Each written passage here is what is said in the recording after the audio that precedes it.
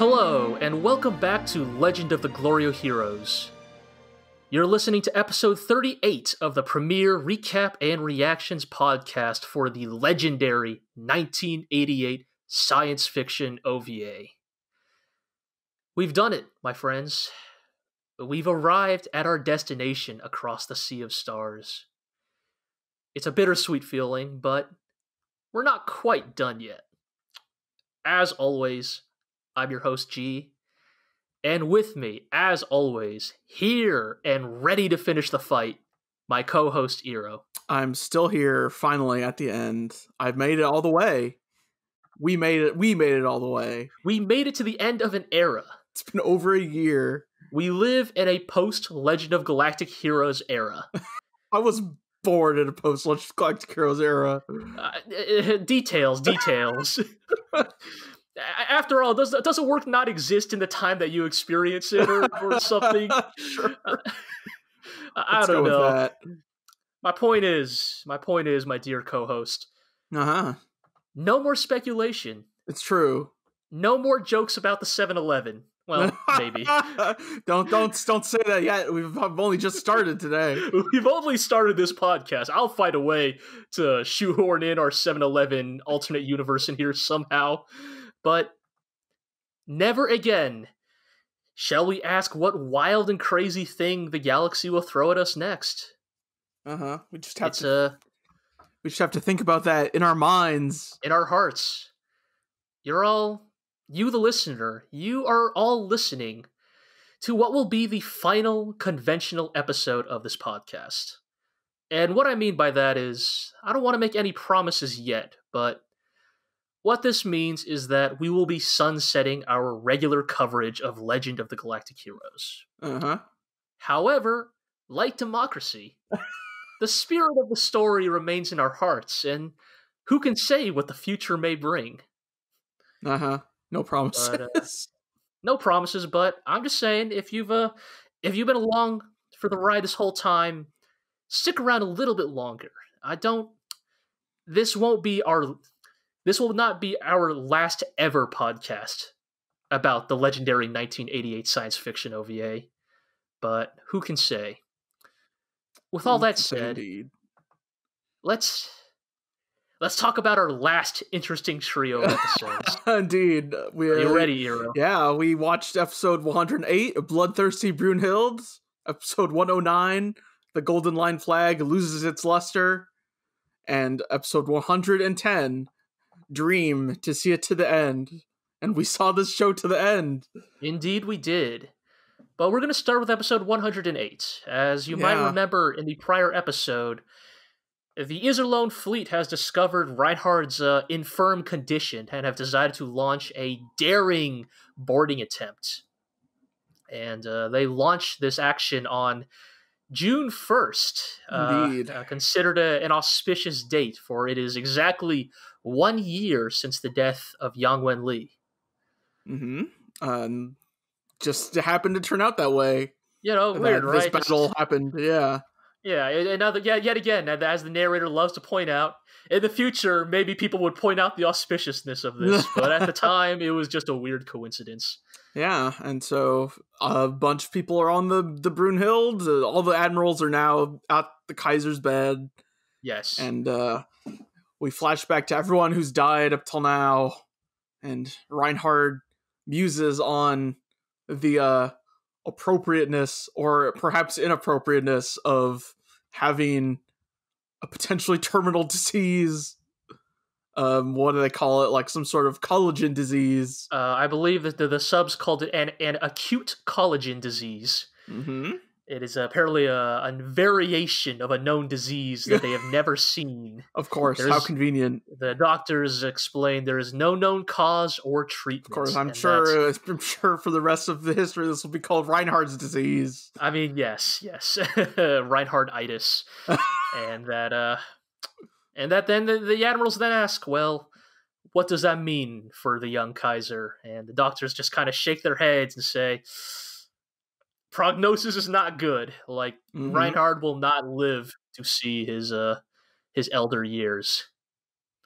Meanwhile, someone still has to take command of the fleet, and so Meyer basically says, we can't deal with this right now. Let Bittenfeld go after them. Yes.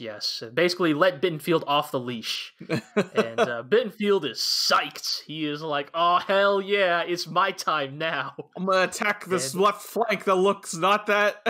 I'm gonna attack this flank that looks unguarded. He finally goes after the unmanned fleet that has been bothering him this whole time. Just like, this damn fleet just keeps taunting me. It keeps moving back and forth. I'm finally gonna give him a piece of my mind. And again, I don't mean this to be derogatory towards the good Admiral Attenborough, but Dusty continues to display his specialty in admiralship, which is pretending to run away. Mm-hmm. So he retreats towards Iserlohn to let Bittenfeld pursue. Dusty gets one last Dusty Attenborough special and detonates the exploding ships. Hell yeah. Yep. As Black Lanterns are right in the thick of it. Yes. So he's like, oh no! And which that gives a chance basically for some ships to get in close. Yes. Because of the disarray caused by those explosions, the landing shuttles managed to break through the line and ram straight into the Brunhilde. For the first time in this entire show, the Brunhilde takes physical damage. And the Rosenritter, along with Julian and Poplin, begin to board. Yep. They basically... We got Reinhard said, they're on the cameras, and Reinhard says, well, like Mueller points out, Julian's here. Right. I met that guy. Right. They're like, hold on a second. Isn't that the Supreme Commander of the Iserlohn Republic? And I guess Reinhard basically clues in that, if they're bringing their head honcho, they're probably not here just to kill me. They're probably here to parlay. And so Reinhard sets the terms. He says, he's basically like, I like this kid's moxie. If he can reach me, I will meet with him on equal ground. And so... Big if. Yep. And he says, Mittermeier, Mueller, like, my admirals do not take the field. Let us see what this kid is made of. Tragically, yes, he does not tell Mittermeier or Mueller to take the field, and sadly, we don't get to see Mecklinger put on some armor. As funny as it would have been to see those admirals. What's Mecklinger's armor weapon? Again, it's stereotypical, but I always imagine he'd have like a rapier or something, just like stabbing motherfuckers left and right with that thing. Mecklinger would pilot a Gyan. Yes, he totally would if we were to make Gundam references here.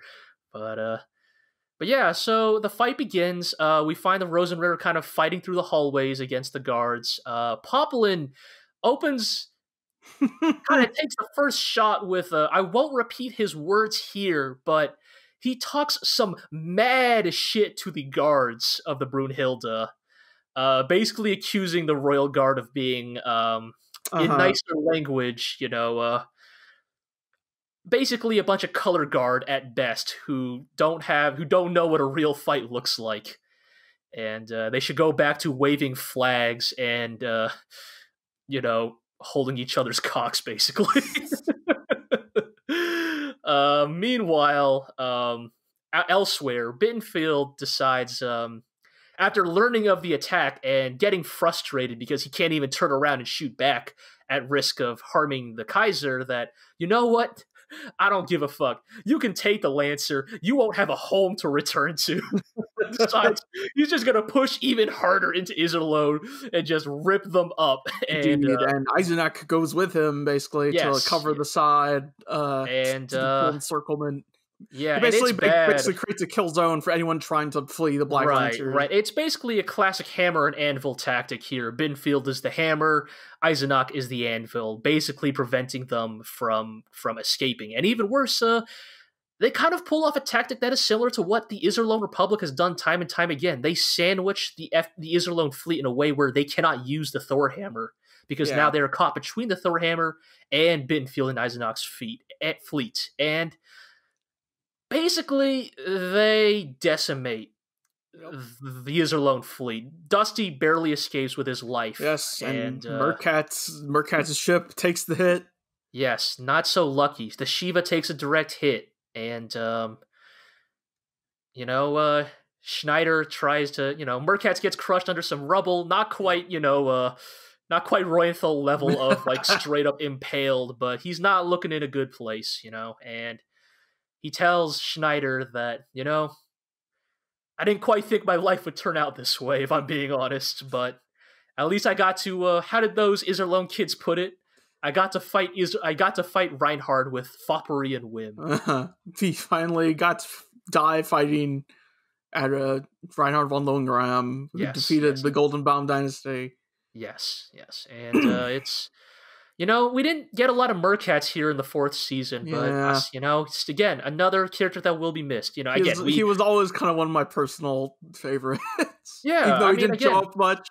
No, but I think you make a good point, Iro, though, that just because Merkatz wasn't a character with a lot of screen time doesn't mean he wasn't an interesting character, and that kind of speaks to one of the biggest strengths of Legend of the Galactic Heroes, is that even in a few sentences, they really nailed an interesting character with a very compelling motivation and backstory. We've said it time and time again. It is a shame we never really got to see we kind of get it here in the end, but we never really got an episode about Merkatz wrangling with the reality that... Right. We've talked about it, how... Yeah. He didn't really sign up to fight for democracy. He signed up to fight against Reinhard. Right. Ostensibly, Merkatz never really cared about fighting for democracy, but well into season, 3, hell, even season 2, it becomes, glaringly obvious that the Golden Baum dynasty is never coming back, that Merkatz will never see his family, that in some ways, Schneider might have saved Merkatz's life only to doom him, a few years later. And yet, he never ran away from that fate. There is no reason Merkatz had to stick with the Iserlohn Republic after Young's death. Yeah. It's not even after Young's death, but after season 2, where they're definitively defeated by the Empire, and they tell Merkatz, take 500 ships or whatever and get out. Right.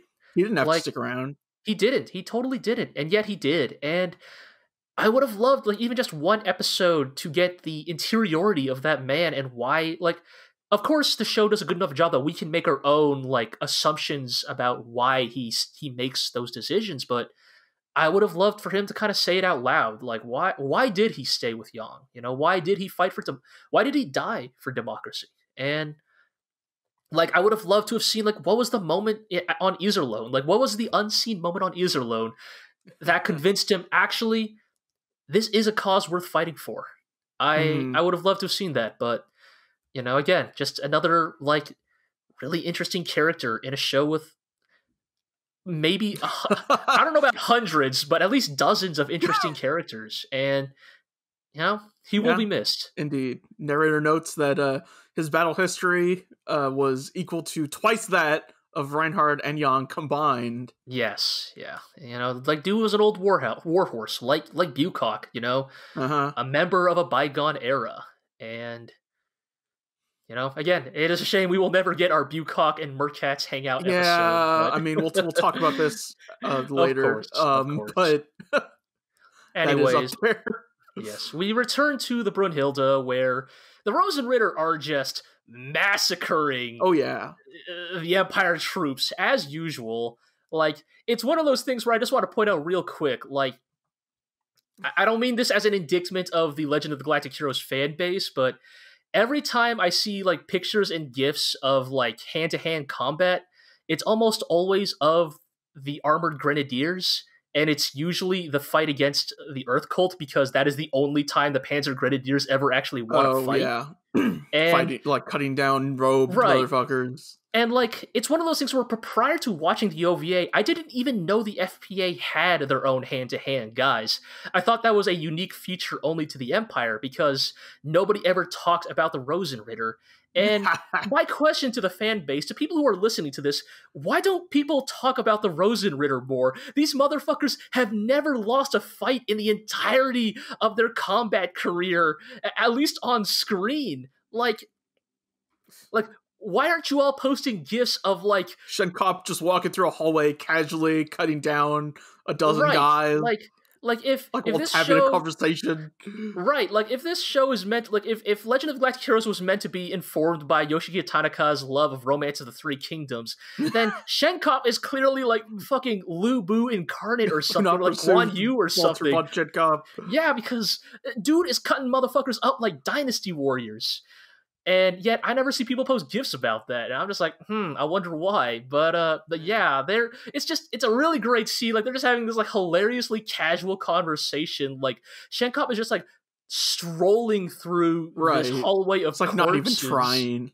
Right. He's barely paying attention. It's again, if we want to talk about anybody who fights with foppery and whim, it's the Rosenritter. I mean, like, it feels like even here in their final battle, they're not even taking it that seriously. Yes, but Shenkop basically tells Julian to you need to go on ahead and meet with the Kaiser. Yeah, whether you talk to him or cut his head off, whatever you think is best. And I like how Shenkop will always like advocate for let's cut their heads off and things will be better now. But it's moments like these, and it was always made clear to me, I think, that even though he'll keep saying like let's just kill them, and he still believes in like he still understands that his superiors, I guess. Yeah, I mean, I think at its core it's that Shenkop is a pragmatic man. And of course, in his heart of hearts, would he prefer if Yang or Julian listened to him a few more times? Maybe. But also, Shenkop understands why these people are the leaders, why they are the ones in command, and why they believe in the things they do. And he accepts that, and he works within that system. He is, in many ways, like Bucock, I really actually do like Shenkop as kind of, in his own way, one of the best displays of like what makes democracy good in this show. Like, of course, I love Yang and his very high-minded speeches, but men like Bucock and Shenkop, they're cut from a more pragmatic cloth. Like, they understand that like things don't always go the way they do in the speeches, but they still, at their core, believe in those ideals. And so, yeah, Shenkop's basically like, he's basically, I'll hold him off, you go ahead.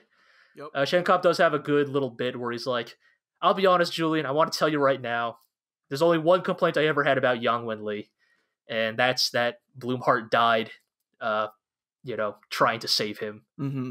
And basically, the implicit like message being, don't let my death be in vain too. I mean, yeah. And make sure you make it out of this. Yes, exactly. And so Mashengo and Poplin go with Julian to go find the Kaiser. And then Shenkop Rosenritter exclusive. You two don't count. You have to go with him.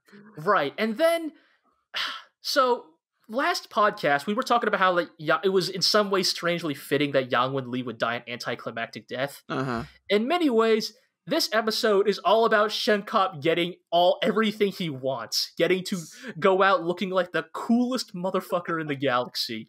Shenkop looks in the helmet of one of his Rosenritter dudes and sees a dude in the reflection, fucking aims his pistol backwards and no-scope headshots the dude from like without even looking at him.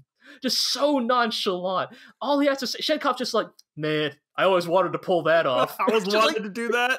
I always wanted to shoot a guy from behind. It's like, Jesus Christ, Shenkop. That's the foppery and whim, man. Yeah, exactly.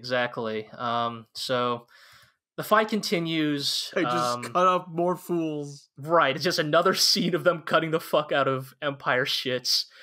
And then we take our next casualty in this episode. Yes. Julian, Poplin, and Mashengo get cornered by a bunch of by guards, and they open fire on the group, and one Louis Mashengo shields Julian and Poplin from the incoming Takes fire. The bullets. Yes. Protect democracy.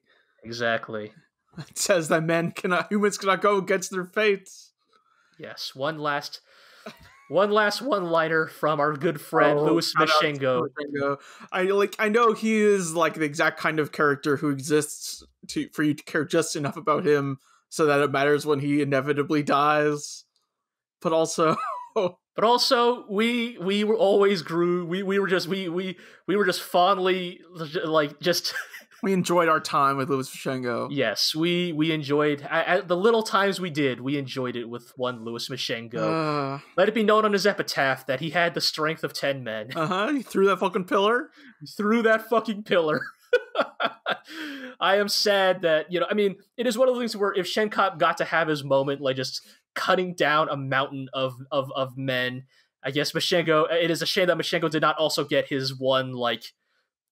Tossing a boulder at these guys or something, but Julian gets pissed off. We get another glimpse of angry Julian after this. He starts carving dudes up like he's a Rosenritter. Julian. I mean, he is honorary Rosenritter. Yeah, if anyone else is honorary Rosenritter. Yeah, Poplin tosses a grenade and they manage to break through the guards. Mm-hmm. But we return back to the Rosenritter hallway, and unlike before, basically everyone is dead. The hallway is now filled with as many Rosenritter corpses as Empire corpses. It's fucking Grey Fox hallway here. Yeah, we have Shenkop like just basically calling out the names of the Rosenritter, saying, "Are any of you motherfuckers cheeky enough to still be alive?" And they're not. They're not. Except for one Empire man, officer, playing dead on the ground, who manages to get a cheap shot on Shenkop, stabs him in the back. Nope. And we can tell from this that Shenkop is pretty grievously wounded by this. Like, he begins bleeding out immediately. And even now, Shenkop is still the smoothest motherfucker on the planet. He asks the man, he's like, "Young man, tell me your name." Let me show you something cool. I'm gonna shoot this crossbow without looking and kill someone. Right, and then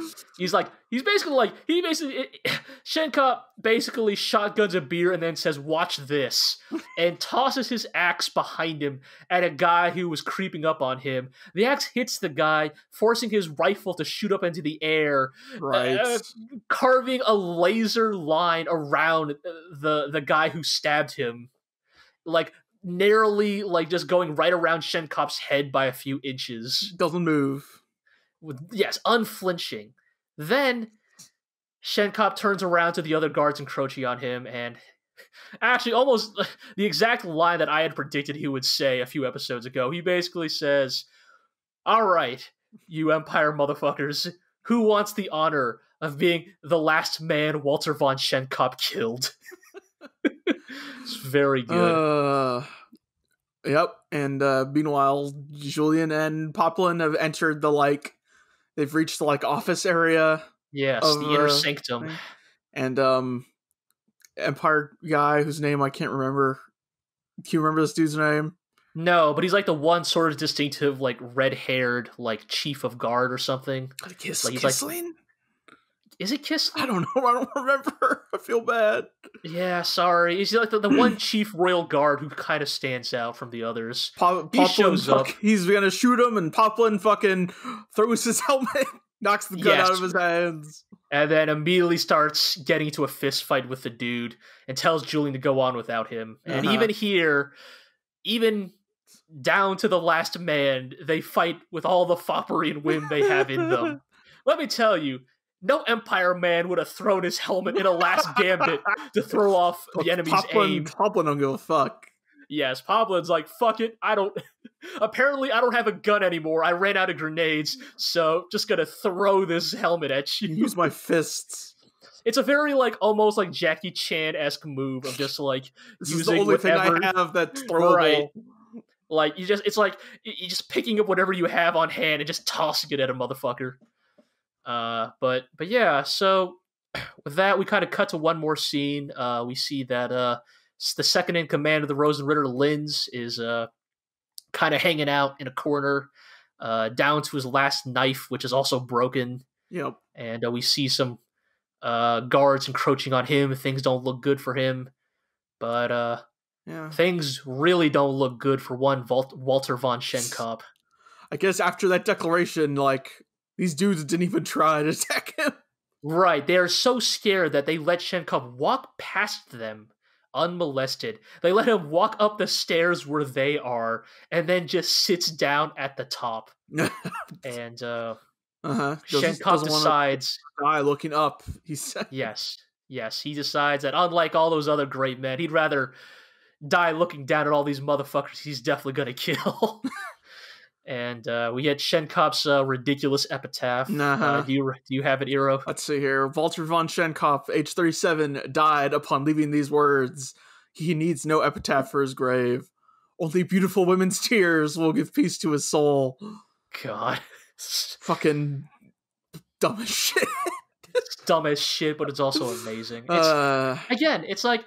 And yeah, so with that, Walter von Schenkop bleeds out on top of the stairs. Thinks that maybe he should have Dusty write his epitaph instead of himself, and yes, finally remembers the name of Karin's mother. Yes, it's pretty good, but yeah, we lose another one. Yep. Again, another one we knew was coming, but yeah. Like flies this episode. Yeah, like as annoyed as I am that Schenkop basically died due to a cheap shot, I think that the other like circumstances around his death were quite good. Yes. I like a lot of characters in this show often die on a footnote. Like whether it is like without even showing them, like Edwin Fisher, or if it's even like kind of not that much, like a Fahrenheit, like a lot of, or a Steinmetz. There are characters in the show that don't get that do not get this treatment. But I'm glad that if any FPA man was going to die like this, it was going to be Walter von Schenkop. Yeah, just the one man who was just bigger, larger than life in every way. Of course, he would die quite literally on a mountain of corpses, and yeah, he will be missed. And Julian apparently cuts his way to the Kaiser's room. Like, can barely stand, covered in blood. And makes it into the room. Reinhard, who was bedridden not 10 minutes ago, is now in full regalia. Dressed and ready to go. Sitting on his fucking rolling chair, our legs crossed. He is back into Kaiser mode. And, he sees that Mueller and Mittermeier are there, and they look like they're about to help him out, but then Reinhard says, like, no. If he cannot stand in front of me, he has not earned... Yes. Must earn his right. So Julian limps his way towards Reinhard. Julian gets some great lines here where he's like, forces himself to stand, using his axe as a crutch, saying, like, remember, a democratic Republican should never kneel to an autocratic ruler. Hell yeah. And finally makes it to Reinhard von Lohengrin and says the thing that I was almost right. I'm just going to point out. I didn't get all the details right here, but I was almost right up to most of the larger details here. Julian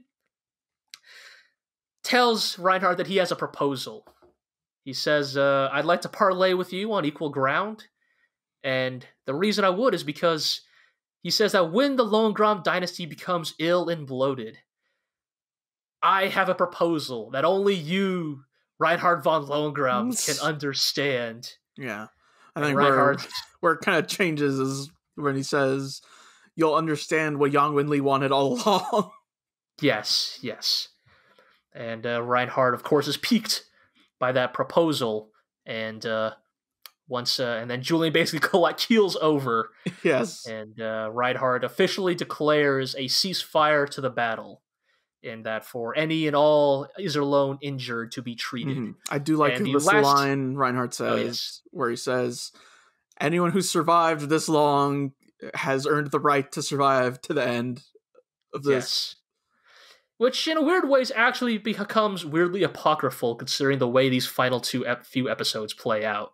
But then, of course, after this big episode of all these tragic deaths, leave it to Olivier Poplin to make sure this episode ends on a ridiculous joke. Oh, God damn it. Poplin fucking is still punching it out with that one royal guard, and it ends with a cross counter, knocking the both of them out. And Poplin, Look, you Poplin dickhead. is Poplin to the end. Right, I'm just like, Poplin, you dickhead. We were so worried that you might actually die here, and for you to just get knocked out as a joke is... Like, in an episode in which Walter von Chenkop died this noble climactic death, where Merkatz died fighting for democracy, where Louis Mashengo shielded you from laser fire, the best you can do for us is a cross counter, you fucking asshole. I love you. God damn it. Look, Ridiculous. Foppery and Whim. Foppery and Whim to the end. And with that, we move into episode 109. Yes. The 100,000 soldiers at Iserlohn get news of the ceasefire and rejoice until they see the casualty list. Yes. Comically, to me, something that I thought was very funny is they have the big monitor and the narration's talking about they got the list of casualties, and it's literally like the 3 names. Right, it's characters. It's only the 3 names we know, nobody else. And also, like, you have to think about the scale of these battles, like where like thousands of people are dying.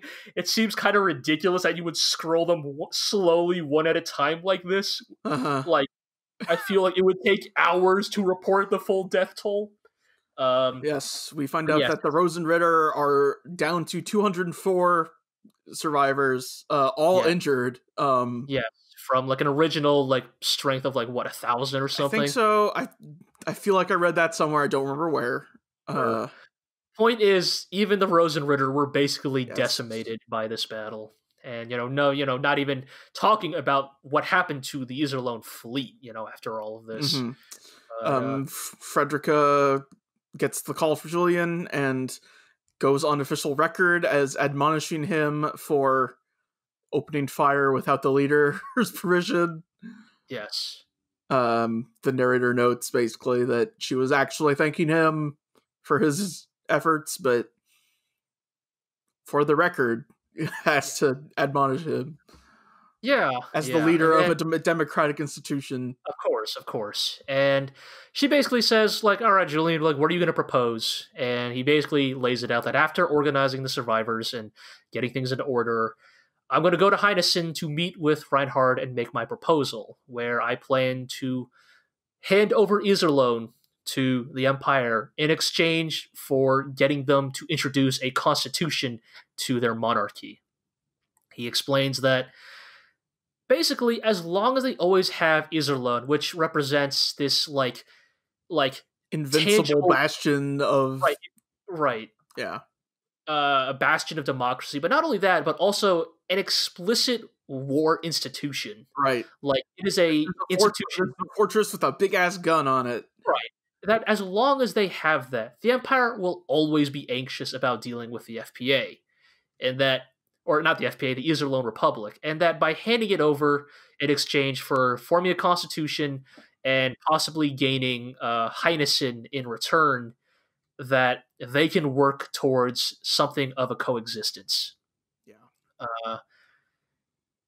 Is this the part where Frederica? Is this the part where Frederica kind of disappears? Yeah. I mean, yes. Okay. I just want to make sure this is it for Frederica. Basically tells Kazanu that he's in charge of the logistics, and he says, "Let's have dinner." Yes. And that Mrs. Kazanu insists that should you refuse, you shall face her terrible fury. And Frederica looks at Young's picture and thanks him for making her life a richer one, then disappears for the rest of the show. Yeah, this is the last time Frederica appears in the show. I think we were going to save this for the second half of our podcast where we talk about season 4 as a whole, but I have to admit it bothered me a bit after we watched all 3 episodes and realized, oh, this is it for Frederica. Like, yeah, it's a shame because, like, in many ways, she very much kind of stepped, like, once Yang Wen Li died, and she kind of stepped into the, like, Iserlohn Republic leadership role, she really did kind of step into the background. And even the way she exits this story almost feels a little bit like an afterthought. She was kind of a satellite to Young Min Lee. Yeah, which is a bit of a shame, because in a way that I think Hilda was kind of like, Hilda by contrast was more of her own character. Yeah, she had a lot more agency. She had a lot more control over her own like pace and place in the story, whereas Frederica, for better or worse, always kind of ended up being, yes, as you said, a satellite character. Yes, Mrs. Young. And it is a shame, because I think I do, in a vacuum, I do like this scene. You know, I think every scene in which Frederica kind of talks about why she fell in love with Young and the brief time they spent together, they're very heartwarming moments, and I do like it a lot. But taken as a whole, it is unfortunate that we do not get any indication of like what Frederica does in the post-war era. Yeah, but we'll get to there. We'll get there. Well, we'll discuss that later. The Ulysses, the lucky ship Ulysses, survived unscathed. Yes, once again. Good luck, ship. Now, I mean, because there's so many wounded. Yeah. This battle was bad. Like in many ways, this battle is a strategic victory for the Iserlohn Republic, right? Like, this is the thing they were talking about in the prior trio. Like, this ended the way they wanted it to. Right. Like, this is what they were talking about when they said, like, we could just keep fighting a conventional war against the Empire. We could retreat to Iserlohn as we start losing, but what would that do? Our numbers would just continue to dwindle battle by battle. Like, yes, the casualties were great in this one last fight, but on the other hand, it also ended up being one last fight. And too bad they couldn't make the decision knowing the Kaiser had like 2 weeks to live. Yeah, contingency. Yeah, hindsight's 2020. But we got a good scene here where Poplin is, talking with Dusty, about, they're commiserating over Shenkop's death, and Poplin's got a good bit here where he's like, "Well, I can't die now because I'd go to hell, and I'm sure Shenkop is waiting for me there." And Dusty's like, "Wait a minute. Isn't it past your 30th birthday already?" And Poplin's like, "I don't know what you're talking about. I was born on December 36. I don't know what you're talking about." And like, Poplin died at the Battle of Shiva at age 29, drowning in the tears of beautiful women. Which is very good. And but Julian is off, not hanging out with the boys, but he's off going down into the bowels of the ship, into the hangar, where Karin is singing a lullaby to herself that her mother used to sing to her, and that she says her mother used to sing to Walter von Shenkop. Yeah, and the scene goes as you kind of expect. Karin breaks down. She talks about how she's angry because she never got her true revenge on Shenkop. And of showing him his grandchild while he was still young. Yes. Karin lives by the mantra that the best revenge is a life well lived. Mm-hmm. I would amend that quote by saying that the second best revenge, however, as one Oscar von Royenthal would argue, is a bullet to the brain, as we can attest to the way he dealt with Job Truni to the end. So, fuck that guy. We got the hilarious exchange where she asks Julian if he loves her, and he says, "I love you," and her immediate response is, "Wow, democracy is great." Yes, because only in a democracy can a corporal give an order to a lieutenant. And, their love could never have happened in an autocracy, which is a cute little moment. Like it's a cute little piece of fluff, but I actually do like the scene because it actually does kind of get to again. This is like one of those more low key examples of what makes democracy worth fighting for. This is up there with like Bucock's final speech to Reinhard, right? Like, remember what Bucock said all those episodes ago? Like, what makes democracy great is that I can call a subordinate my friend. You know, can you say the same in your empire? And it's kind of the same thing here, right? Like, it's only it is only in a democracy in which a corporal can angrily demand of her direct superior to declare his love for her. Fine. Yep. They make out in the hangar. They start making out, and then you know, Julian returns to the offices where Dusty is, and we get a great bit here where Dusty says, "There's a little bit of lipstick on your cheek," and Julian immediately starts rubbing his face, and Dusty is like, "From now on, you'll know that Karin doesn't wear lipstick." It's pretty good. But they get down to business of how they need to go talk to Reinhard von Lohengrin, who may have a terminal disease. And, you know. Yes, they find out that Reinhard will need to recover first before they can start talking. Yes. And that humans are fools because why do if all they had to do was just talk to Reinhard, why did so many people have to die? Right. How would all of those men who died feel about hearing a few hours later that Reinhard was going to die soon anyways? Yes. But, you know, it's one of those things of like, I think this fight was still necessary in a ways, right? Like, if Julian had not directly met with Reinhard would never have considered Julian's demands in the first place. Yeah. Like, maybe Hilda, like, let's say even if Julian never meets with Reinhard, he dies cursing the Iserlohn Republic to his death.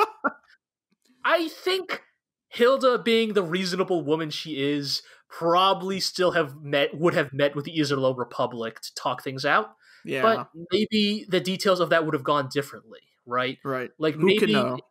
Right, because I mean, Hilda was, like, Hilda's got a lot of power being the Kaiser and all, but like, without that proper fight, how do you know guys like Mittermeier and Bittenfeld aren't going to be like, well, you can't deal with those guys? Right, unless the Kaiser had ordered them before his death. Right. Like, it is only because the Kaiser Reinhard himself made these demands that everybody, like, bent over backwards. But yeah, we get another great scene here where Bittenfeld gets the news that not only is Reinhard sick, but it is terminal, and not only that it is terminal, but it is incurable. Incurable. Gets a great line about, he basically curses the injustice of the heavens, that how can they live in a cold and uncaring universe in which Reinhard dies of a terminal disease while Oberstein gets to walk amongst the living. And the admirals are basically talking about what to do next. Mittermeier's like, calm down, Bittenfeld. Like, you gotta focus on what's next. Like, you're right. Yep. Bittenfeld weirdly reasonable, like, oh, you're right, I'm sorry about yelling like that. And Mittermeier's like, good job. Now I'm gonna go walk into a room by myself. Drink myself silly. And yes, he just begins hitting the drink. Mittermeier basically like, oh, poor Mittermeier, he's basically pleading to the heavens, please don't take all of my friends. This fucking scene. He drinks so much that he passes out or something. He falls asleep and has this incredibly silly dream of Reinhard climbing the stairs to heaven, going to Valhalla, where all of the other admirals are waiting for him. Mittermeier chasing after Reinhard, like, no, Reinhard, stop. Reinhard hooks up with the Ghost crew. Ghost Squad. The Ghost Squad, like hashtag Empire Ghost Squad. Just it's all your boys. It's Kempf. It's Steinmetz. It's Lutz. It's Fahrenheit. It's like there are a surprising number of them. There's like 7 of them all told. There's Lennenkampf. I don't know why Lennenkampf is there. Like, I don't think Lennenkampf, like, maybe it's just I'm biased because Lennenkampf kind of indirectly fucked up everything. So I don't know why Lennenkampf got to go to Valhalla. Like, dude was a big fuck up to the very end, but whatever. Like, yes, I think some commenter said Lennenkampf basically got into the inner circle because, like, I don't know, he was good friends with somebody else there or something. But like, I would even say Kempf deserves to be there more than Lennenkampf, even though all Kempf did was also fuck up until he died. Well, yeah. But But, it's just this great scene of, like, them walking into Valhalla, like, just Reinhard, like, 6 men deep with the crew, like, just surrounded on all sides by these admirals who have died along the way. Off to conquer Valhalla. Yes, it's very good. Hashtag. Yes, hashtag conquer Valhalla. It's just like, yes, I found it. It's just like Mittermeier's chasing after Reinhard. Reinhard's walking away from the parking lot of the 7-Eleven. He's like, Reinhard, stop! No, don't! What about all of the Slurpees we shared? And Reinhard's just like, I'm going with my boys to the Quickie Mart in the sky. The hot dogs there are way better. But yes, so a week passes, and Julian and the Iserlohn crew finally return to Heinessen. Indeed, where everything kind of sucks ass. Yeah, people are looking pretty gloomy. Things don't look great. And, I mean, you could say some of this is because of the violent death of democracy, but you also have to admit some of this is probably just because, let's be real, Heinessen has seen a lot of shit in season 4. I feel like literally every time we cut back to Heinessen, there's some kind of, like, terrorist action happening. It's like a terrorist act or a riot or, like, just fighting in the streets. That didn't happen. God damn it. Heinessen has seen some bad times, and people are not happy about it. Yeah, and Julian goes to visit Murai in the hospital. Yes. To basically consult. Yeah, tells him. Oh, you could go ahead. Right. Sorry. I mean, they don't talk much, but basically tells him the news that they're probably going to give up Iserlohn, and Murai basically says it was a brief era that we spent together, but there definitely was a thing called Iserlohn.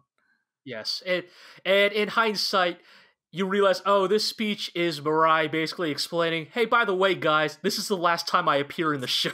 Yup. I feel like that's kind of the big theme of episode 109, for better or worse. It feels like they're very much trying to, like, clean up loose ends. Like, the characters who are left get their one last, like, speech. Julian is doing the, like, last day of Persona lap around town. Yeah, that's a good way of describing it. This is the last day of the Flowers of Iserlohn, and Julian is getting one last conversation. Julian is taking a screen cap of every line of dialogue because he doesn't want to forget these memories. He's meeting with Murai during the hospital event with Murai. He's about to go meet with Admiral Valen and Mueller. Yes, he meets Admiral Valen, and basically, yes, we finally make good on this plot line from a million episodes ago. Where Valen's like, "You seem familiar." It's like, "Oh yeah, we met on Earth that one time. I totally lied to you that I was from Kazan." And Valen's like, oh, right. Yeah, that was an adventure, huh? We bombed the shit out of those Earth cult assholes. Well, safe travels, kid. And then he also meets with Mueller, and they kind of have an interesting bit here that I'm not going to get too real with you, the audience here. I don't mean to place this on you guys, but this scene kind of got real because of maybe some own passings in my life this year. But Mueller basically muses with Julian that which of the two is more unfortunate, like you, Julian, who lost your mentor in a sudden act that in many ways like was unknowable and unpredictable, or us here in the Empire who have to spend these last few weeks watching our emperor waste away. Just, is it better for a loved one to just pass suddenly, or is it better to make the best of the time you have, even if it's painful to watch them waste away? Yeah. And but either way, those who live must continue on. Right. At the end of the day, it is the one who live who must carry those burdens. Indeed. We finally, and then Julian spends this cab ride or whatever, musing on how perhaps in the future he will be criticized for shaking hands with Imperial admirals. Right, for being so buddy-buddy with them. But at the same time, he hopes that future historians will judge him appropriately and understand that, look, it was the only way at the time. Julian was dealt an extremely bad hand, and the fact that Julian managed to win a bet at all in this poker game with Reinhard is impressive in and of itself. Like, sure, did in this hypothetical poker game, did Reinhard literally accidentally drop his cards on the table, showing his hand to Julian? Julian still bluffed him all the way with nothing. Right? So. Did Reinhard fall asleep halfway through the match? Kinda, but you know what? Julian still won, and a win is a win. Boris speaking Konev. speaking of great bluffers, we return to Boris Konev and Marinesk. Konev kind of musing about how, again, the theme of this is the end of an era, and what am I going to do with my life now, now that there's no room for a smuggler. Yeah, but first what I need to do is calculate exactly how much Iserlohn fucking owes me for bringing them all that whiskey. Right, turns out Konev was not just running the blockade for shits and giggles, that he offers us, he offers a bespoke service, and that people should be paid for their work. Boris Konev does not work for exposure, and decides that he is going to be an info broker in the next era. And it's kind of an interesting, a full circle on things, that he was initially approached by an info broker like Rupert to spy on his own allies, and that it should end with Konev deciding, you know what? I'm pretty good at that. Yeah, the information market is actually pretty good. I'm going to get into it. Yeah, and he tells Poplin that Rubinsky's dying, and he's been refusing meals. Yeah, one last interesting detail. And on the 13th of June, we come to the hospital, and we find Adrian Rubinsky one last time. He has heard the news, specifically that Rubinsky has heard the news that Reinhard has returned to Heinessen. And with that, Rubinsky, struggles to regain consciousness, pulls a tube out of his neck, and dies on his own terms. Yes. Activated his dead man switch! Yes, turns out that Neo Rubinsky and the cyborg army is real, and they rise from the sewers of Heinessen. Shit. No, what actually happens is basically a metric shitload of bombs go off underneath Heinesenopolis. Yes. Turns out Rubinsky had a bunch of fucking bombs, apparently. Yeah, he had a dead man switch implanted in his brain, and the bombs were designed to go off should he die in one last desperate attempt to take Reinhard with him. But good thing Bittenfeld is here with his squad to pull the Kaiser out of his temporary residence. Yes, Reinhard's basically lying on a couch being dramatic. He's like, oh, if this is where I die, then so be it. And Bittenfeld's like, fuck that. Man, go pick up that couch. Just grab the couch. Reinhard is on and carry him out. Reinhard's just chilling on this couch and these burly men pick up the whole couch. Yeah. When Bittenfeld said men, grab him, I thought they were gonna literally firemen carry Reinhard out, but no, they just carry the couch itself, which is very funny. There's a note left, the narrator notes that historically Admiral Mecklinger's notes, his writings on the time, left a note about this incident and how it sure was great that Bittenfeld was an idiot who didn't care about art, because that way he saved the Kaiser and let all of this priceless art burn. But also, by the way, how about all that priceless artwork that was destroyed because Bittenfeld is an idiot? Indeed. It's very good, just little detail.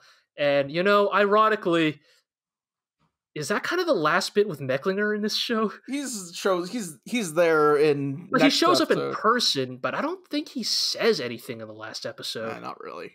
So, in many ways, this is also Mecklinger's final note in the annals of history, is him begrudgingly admitting, I guess Bittenfeld did the right thing by prioritizing Reinhard, but also, we lost a lot of good paintings and sculptures. So.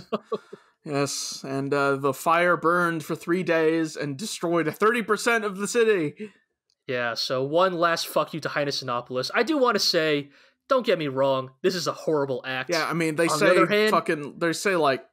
5,000 people died or were missing, and 500 times more than that were like injured. Yeah. I do want to say, so again, horrible act, but I will say, I am so glad Rubinsky had one last trump card up his sleeve. He had Like, something. if you guys remember the prior podcast where I was complaining, like, man, it really sucks that that's all Rubinsky had in the tank.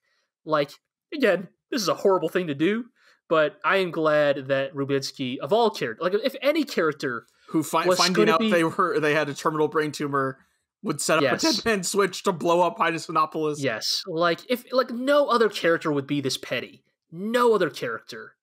But Adrian Rubinsky would. And in many ways, I am glad that Rubinsky died as he lived. A petty schemer to the very end. Yes. But yeah, so then we find out that Oberstein basically arrests Rubinsky's accomplices, the few that are left. Mm-hmm. And including one, Dominique Saint-Pierre, or Saint-Pierre or whatever. Yeah. And they interrogate her. Right. And she basically says, fuck that guy. Yeah. Interestingly enough, Oberstein only has one question for Dominique, and that is the whereabouts of Alfred, to which Dominique says she doesn't know. Yep. They say they basically interrogate her for a while after that, but they don't have anything else to get from her, basically, and she disappears. Disappears from history. Mm-hmm. But yeah, finally, after the fires, after Reinhard's health, they finally find some time for Julian and Reinhard to meet. Yes. And this is where Reinhard asks Julian his proposal. Which is basically to set up a constitution, open a parliament, and start down the road of constitutionalism and democracy. Yeah. And that...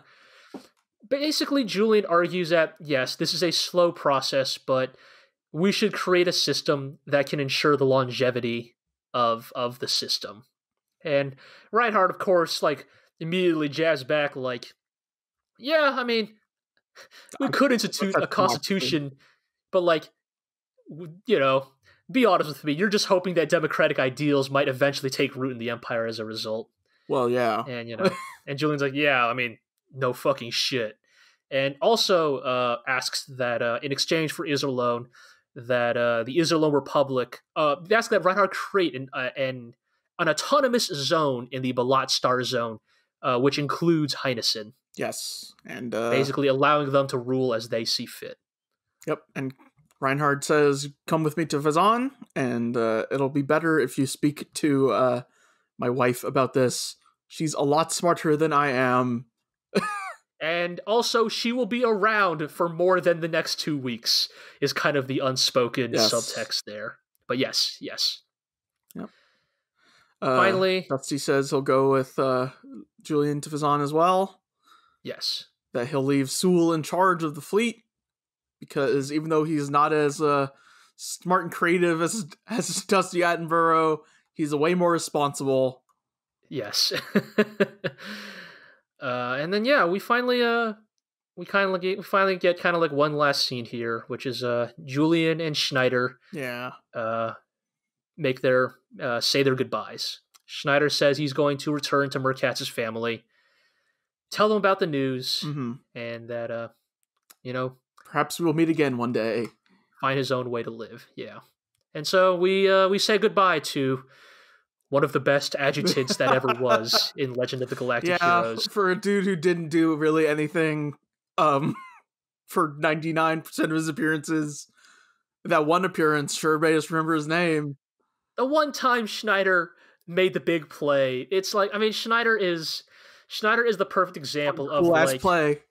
Yeah, of like the athlete who kind of goes on to have a pretty middling, mediocre career, but everybody remembers him because there was just that one game where, like, you know what? His team didn't even win that game, but he pulled off the greatest assist in the history of of the sport. You know, just unbelievable. It's like just people talk about that assist to this day, decades later. And that kind of ends episode 109. Indeed. And victory lap is over. Yeah. So they we go into the final episode. So the Episode 110, the end of the dream, or etc. Which opens with some Imperial dudes having found a specific person who had been injured in the bombings of Heinsonopolis. Oh, yes, they did. Leopold Schumacher! He's back! Leopold goddamn Schumacher. I didn't think he'd be back! He's back. Again, I wonder if people listen to this podcast and are like, why do these guys care so much about these irrelevant bit characters like Louis Maschengo and Leopold Schumacher? And to you, Schumacher's I say, voiced by damn you, these guys are great. Schumacher didn't deserve this. He just wanted to retire on a farm with his buddies. You know, like, he shot Landsberg. Or wait, Landsberg? Flegel. No. He shot Flegel. No, he shot Flegel. Fuck Flegel. Schumacher deserves to live a quiet life. Schumacher just wanted to found his own outer haven. Was that so much to ask for? Yes, and he spills the beans that the most. And what is the best? What is the best minor plot twist of the fourth season? I think we thought about this and didn't say it necessarily. Yes, we discussed this, maybe not on tape, but we discussed the possibility. Yeah. We might have brought this up off air, but we discussed basically what Schumacher here says. And Schumacher claims that the dead body of Erwin Joseph II that was found with Landsberg was in fact a fake. That it was still a corpse of a child, but it was still a dead child, but it was not the dead child of Erwin. That dead child was not Erwin Joseph II. Right. He explains that after that, Landsberg's mental condition basically deteriorated to the point where he stole a body from a morgue and dressed it up as Erwin Joseph. Yes, and that actually Erwin Joseph ran off somewhere. Yes, and that he was never seen again. And I really like this plot point because, again, this is not look, this is the last episode. Yes. And seeing as there is no Legend of the Galactic Heroes 2, we can safely say this plot point never comes up in this story ever again. But I like it. Yeah, I like it here. because this is history. This feels more like history than anything else. Even more than the battles, even more than the conversations, this is history. History is the weird one-off events that are just steeped in the human condition, that has this love affair with rumor and scandal. They were never found again. But yeah, think about the number of rumors about the Romanov family that exist to this day, right? That actually one member of the murdered Romanov family of the Russian royalty managed to escape the purge, right? Mm-hmm. We love these rumors because not only do they appeal to the romanticism and human nature, but also they can often serve as convenient political tools in the future. Right. Who's to say 40 years from now, some noble comes out of nowhere claiming he is Erwin Joseph II, who ran away all those years ago. And I'm back to take what's rightfully mine. Right. And who's to say that he does not form his own coalition of nobles of the Golden Bomb dynasty who still remember the grudges of the Lohengrin dynasty and rally to his side? Who's to say that maybe happens, maybe it does in 30, 40 years from now. Maybe that ends up being Alexander Siegfried Lohengrin's, the war that will define his career. Maybe. Who can say? We don't, and we won't know. But these little details are great because they tell us, because here's the thing, a weaker story would tie up every loose end. In reality, there's always more loose ends. Right. It is a thing that Dr. Manhattan says at the end of Watchmen, nothing ever ends. Mm-hmm. And history, or not even just history, but life does not end with these convenient plot holes or loose threads tied up. Things continue. More loose ends show up. More show up as this episode goes on. Indeed. But we are gonna tie up one, and Schumacher tells the cops basically that the final cell of the Earth cult has infiltrated Fazan, and you want to go deal with that, probably. Yes, they have. Basically, there is one last, literally one last squad of Earth cultists who have decided to basically try and do what Julian did and go for an all or nothing play against Reinhard. Yes. We also are informed by the narrator that Schumacher was eventually released on pardon, but when he returned to Fazan, his farm had already been disbanded and his crew had scattered to the winds, and he became a commodore under Stride's fleet and went MIA in the battle of space pirates.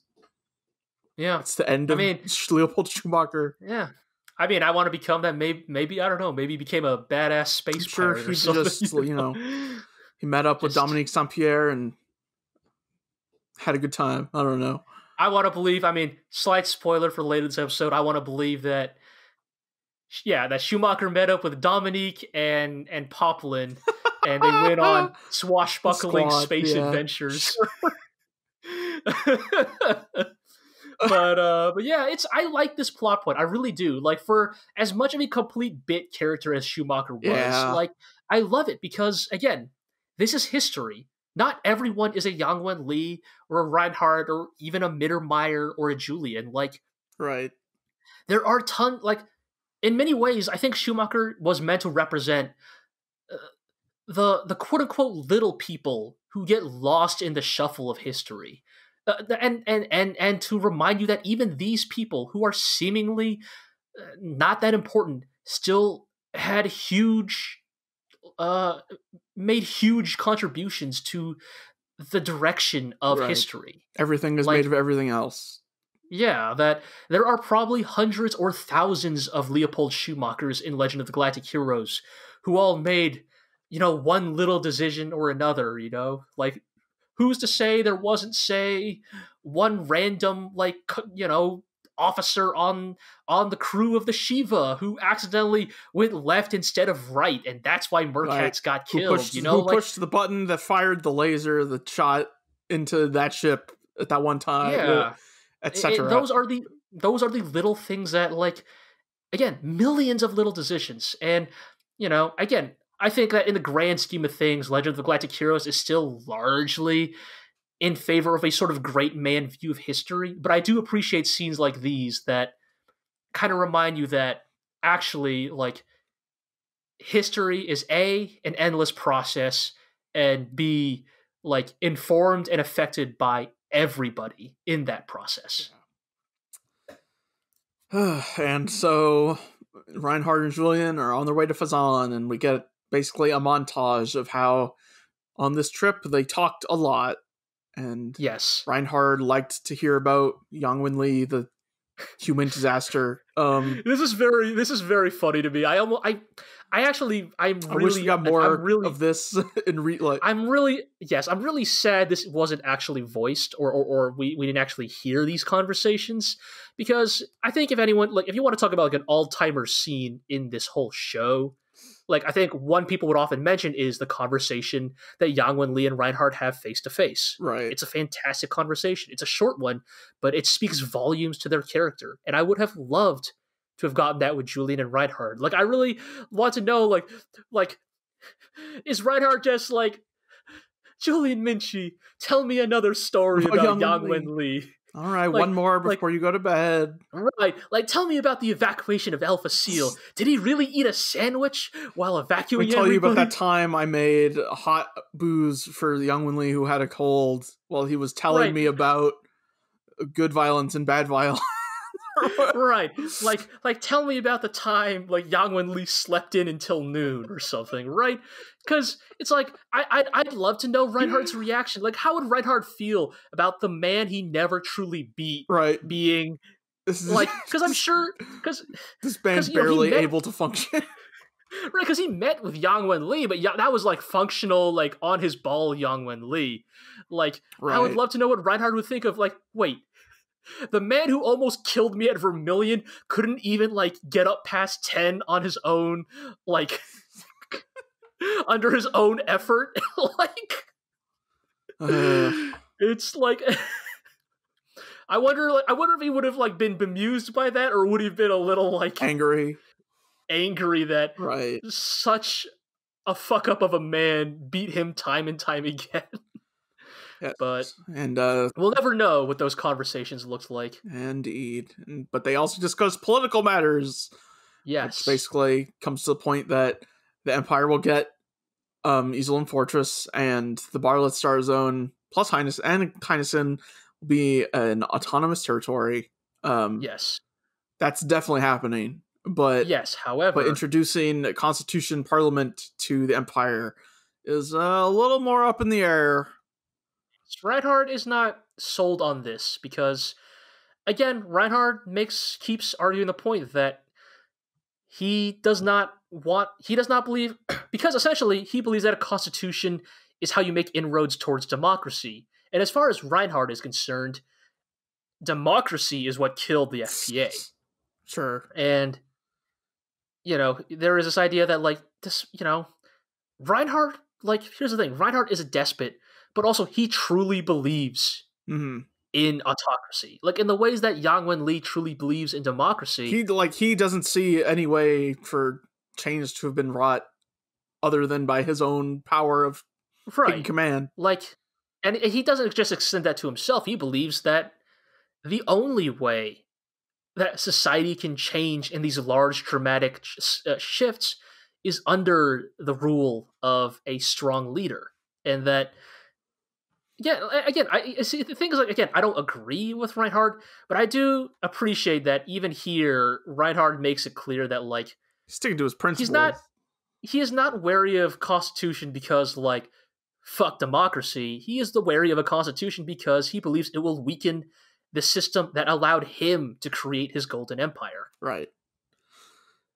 And the narrator kind of notes that he's also doesn't want to make things too easy for Julian, basically. Like, yes, if they truly are in the right, then they should continue to fight for that, even after he's gone. Right.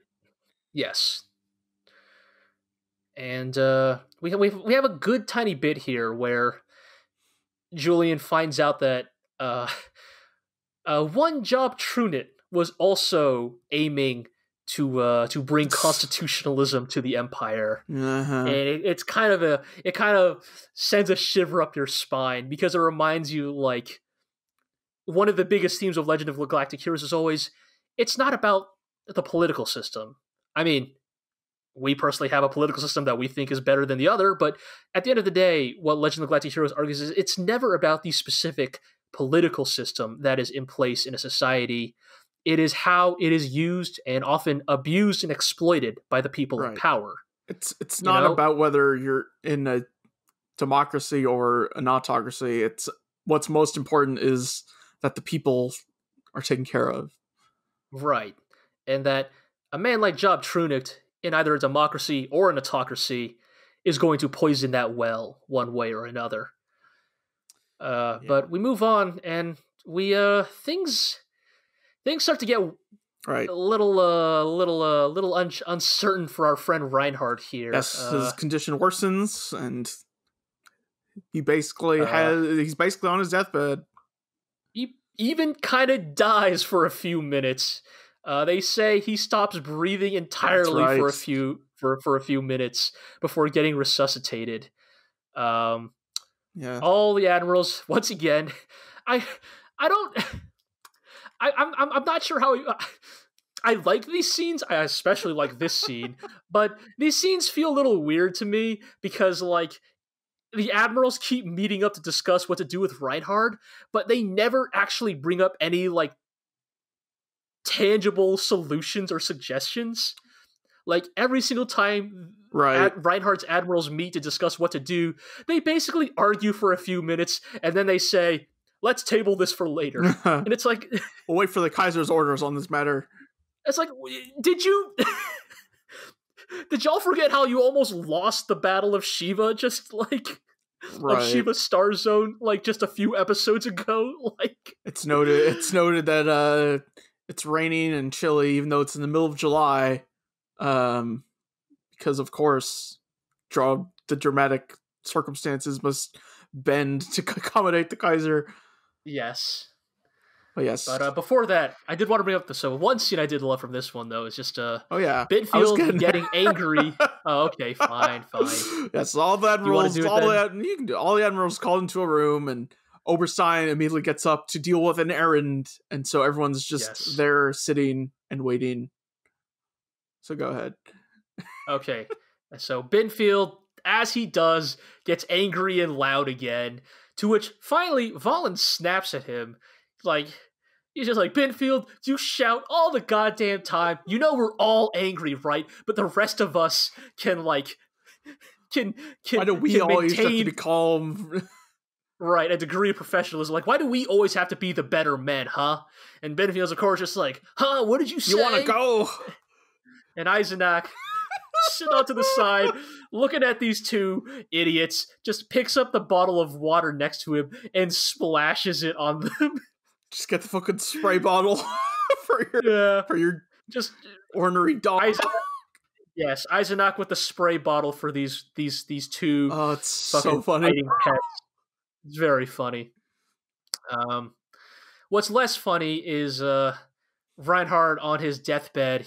He has returned to Fazan. He is resting in his house, his new house, because his old house burned down. And he is dictating his will to Hilda. Indeed. That the 6 admirals will all be upgraded to fleet admirals. Let the record show Bittenfeld, fleet admiral. Yes, Fleet Admiral Bittenfeld, who continues to fail upward. That's unfair. Bittenfeld honestly puts in a pretty damn good showing in season 4. So, after 3 seasons of getting dunked on by everybody, he's finally showing us why the Black Lancers are a known and feared name in the galaxy. Indeed. But more importantly, that Hilda will become the regent. Yes. And that she will rule until their son is of age. Yes. And he also relays orders to Fleet Admiral Mittermeier alone that yes. Not that things have happened, but he wants Mittermeier to go fetch his wife and child and bring them here. Bring them to the Kaiser's deathbed. He also invites Julian and the Iserlohn representative to also stay at his house. Mm-hmm. And man, these scenes, you're just like, Reinhard's a fucking goner, huh? Yeah. They were making it so clear. Right. He ain't gonna last to the end of this episode. It's like it's just the things he is doing. He is getting all his affairs into order. He gives his locket. He gives the locket of Crooked Ice. That's kind of like the clincher, right? Right. He calls in Anna Rose to apologize to her and etc. and gives her the locket with Kirk Geis's hair in it. It's man, the locket that that he almost died over. He almost died over. Incident. Yes, hands it over to Anna Rose. It's when that's happening, Reinhard is done. Uh-huh. But yes, but we got more terrorist attacks. Yes. The Earth Cult, again, starting to get a little stale here. Same playbook every time. We find out that there's an unrelated suicide bombing happening elsewhere. Right. Unlike all the other times, Kessler's like, that's a trap. I've dealt with these motherfuckers for long enough. Yes. Put everyone on high alert. I will say, I continue to question the Empire's policies for guarding their Kaiser. VIPs, because again, the house is guarded by what seems to be, at least it looks like to me, a skeleton crew of plainclothes, unarmored guards. Mm-hmm. I mean, here's the thing. They stated that there was about roughly 30 members in the last Earth Cult cell. You were telling me Kessler could not just station 100 dudes? Yeah. Hell, not just 100 guys. 100 guys in power armor to just guard the Kaiser's house 24. Yeah. Right. It's come on. You unless a commenter comes in here and explains to us actually that power armor doesn't work under Earth's gravity. But then wait a minute, no, that doesn't work because don't worry about it. They were on Earth. So clearly, though, that power armor can operate in the atmosphere. So anyway, Oberstein enters the Admiral room and basically like, "Hey guys, I called the Earth cult here. They're gonna try and kill the Kaiser. We're gonna kill them." Yes, of course. Everybody gets mad at him as usual, and Oberstein explains that his plan is basically his one more. he's gonna go behind Reinhard's back one more time for his own good. Use the Kaiser as bait. Yes, he decides that it is better to just stamp out the Earth Cult once and for all than to let them slink into the shadows. Bittenfeld tries to go off again until Mueller just elbows him in the stomach. He's like, anyway, we need to deal with Earth Cult first. Right. Mueller understands this time, like, put a leash on Bittenfeld before he even gets a chance to open his mouth.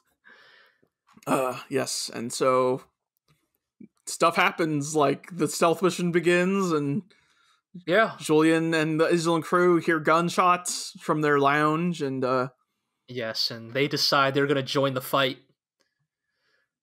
Yes, and sneak through the hallways. Poplin says some dumb shit like usual about how everything they've done is constructed the same phrases in different orders for the past 2 seasons. It's very good. And so they take some weapons off of a dead Earth cultist and well, again, shoot some motherfuckers. Let's give them the credit they deserve.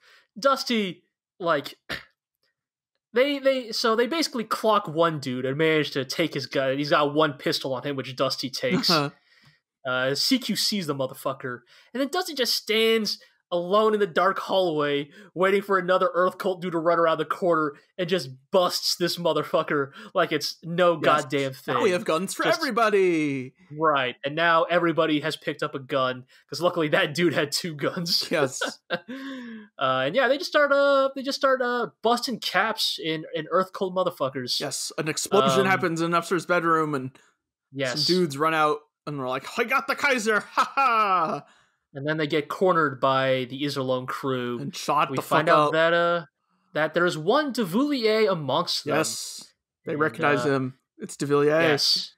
Yes. Julian, of course, demands to know where's the Grand Bishop, and as we suspected, turns out that the Grand Bishop was dead all along. Who could have known? He got crushed on Earth. He blew up. Yes, then de Villiers has been leading things this whole time. And then we are reminded that Julian selfishly only wanted 2 things. To save democracy and avenge Yang Wen-li. Right. And Julian has one of the best fucking pre-kill one-liners in this entire show. He's just like, wait, I recognize you. You were behind all this. I'm just going to shoot you in cold blood. Yes.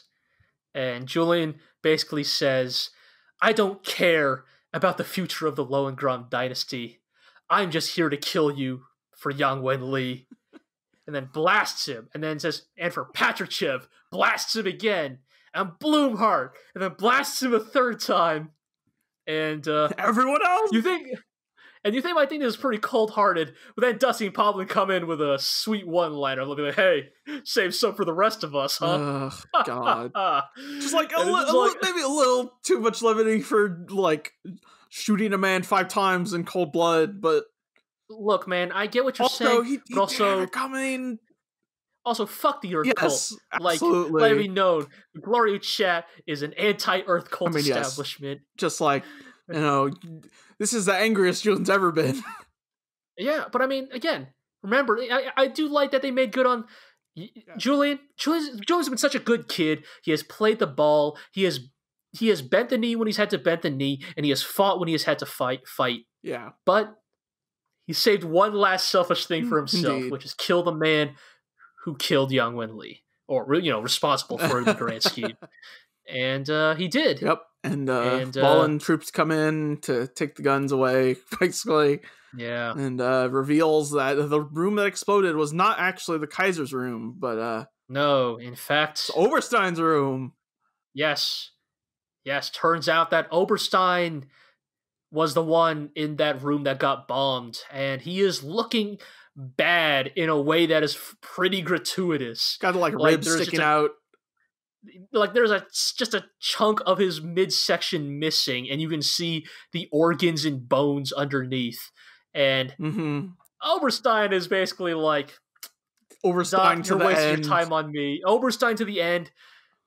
Unflappable to the very end. Yes. Oberstein basically says, tell Larbinard that my will is in the third drawer of my desk, and make sure to feed chicken to my dog. He's getting old. Let him do whatever he wants. And then the doctor's like, what? And then Oberstein's last words, recorded for posterity. Larbinard is my butler. Cue music sting. Dun dun dun. Oberstein died. Yes. Fucking chef's kiss. Like, so good. Wonderful. It's so good. Like, it is so Oberstein pragmatic to the very end. It's like, you know that like Oberstein probably planned like what he would say in his dying moments like ages ago. He was like, all right, when I die, I'm going to tell them my will is here and to feed my dog. And then like, I'm not going to say Oberstein got flapped at the last second or that Oberstein got surprised in the last second, but I'd like to believe in his last dying moments, Oberstein had one last unexpected epiphany of like, oh wait, right, nobody knows who Larbinard is. Oh my god. It has to explain. Just, of all the people who get dramatic last words, Oberstein's last words get to be the dumbest shit possible. Yes. It's very good. It's excellent. Yes. And the narrator points out, nobody knew if Oberstein's death was either a sacrifice where he purposely played the part of the decoy, or if this was just happenstance. Yes. But people on both sides would argue. But nobody was really confident in their position. Yes, it's very good. After all this shooting, Mittermeier finally came back. Mittermeier, you missed a lot of shit. Yes, he did. And he's he here meets with Reinhard. He's here with young Felix Mittermeier. Yes. Felix Rohenthal. And we get kind of an interesting kind of bit here where Reinhard, I guess, comes to the epiphany of like, why did I make it as far as I did? Yeah. And I kind of almost appreciate Reinhard realizing, no, I did not pull myself up by my hypothetical bootstraps. Like, I got as far as I did because I had a friend. Right. A friend I could confide in. A friend I considered an equal. Even Reinhard is not so self-centered as to, like, downplay the importance of Kirky Eyes. Yes, and so he asks that... all he asks of Mittermeier is that his son be his son's friend. Mm-hmm. That they basically watch each other as they grow older. Yes. And it is an incredibly silly moment. He's like, all right, Felix, pledge your loyalty to His Majesty the Kaiser, Alec. This kid is like 1. They're babies. Like 2. He's a baby. I don't understand what you're saying. Like, it's a baby playing with a newborn, and like, he's playing with the baby, and everybody's like, stop that, Felix. It's so like, rude. Come on, the kid can't even speak yet. But everybody's like, look, they get along already. Uh-huh. Surely they'll definitely, that means they'll be friends forever. But, yes, well, and fine. Reinhard asks where Oberstein is. Hilda's like, he's away for very important reasons. To which Reinhard replies, he always has important reasons. Yes, it's a very... Hilda, Kaiserin, you are going to... I'm sure you're way smarter than me. You'll be way better at governing all of space. And yes. Go ahead and move into constitutionalism if you want. You'll know best. As long as the smartest person is the one who holds power. Right, as long as the most qualified person is running things. It's a very good moment where it's like, it's hard to tell if Reinhard is finally acquiescing to this because he is tired or because he is perhaps in his dying moments finally realized, like, you know what, maybe I'm actually not the most qualified person to comment on this. And, F it, Hilda, you take care of it. And even says, like, if my son, if Alexander Siegfried doesn't have the capacity to rule space, then there's no reason to keep the Lohengrin dynasty around in the first place. And I want to talk about this moment. Yes. Now is the time. It is with this scene that Reinhard establishes the precedent for how the succession of his empire will go. And that is, he did not really establish a precedent for how the succession of his empire will go. And I think this is very interesting because, frankly, this is what I suspected would happen. And again, Reinhard did this willingly, but with the hindsight of history, I can't help but wonder if centuries from now, everybody will say, "Man, that Reinhard guy was a great like warlord.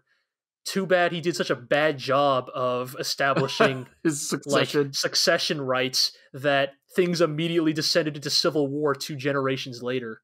Because strap in, folks.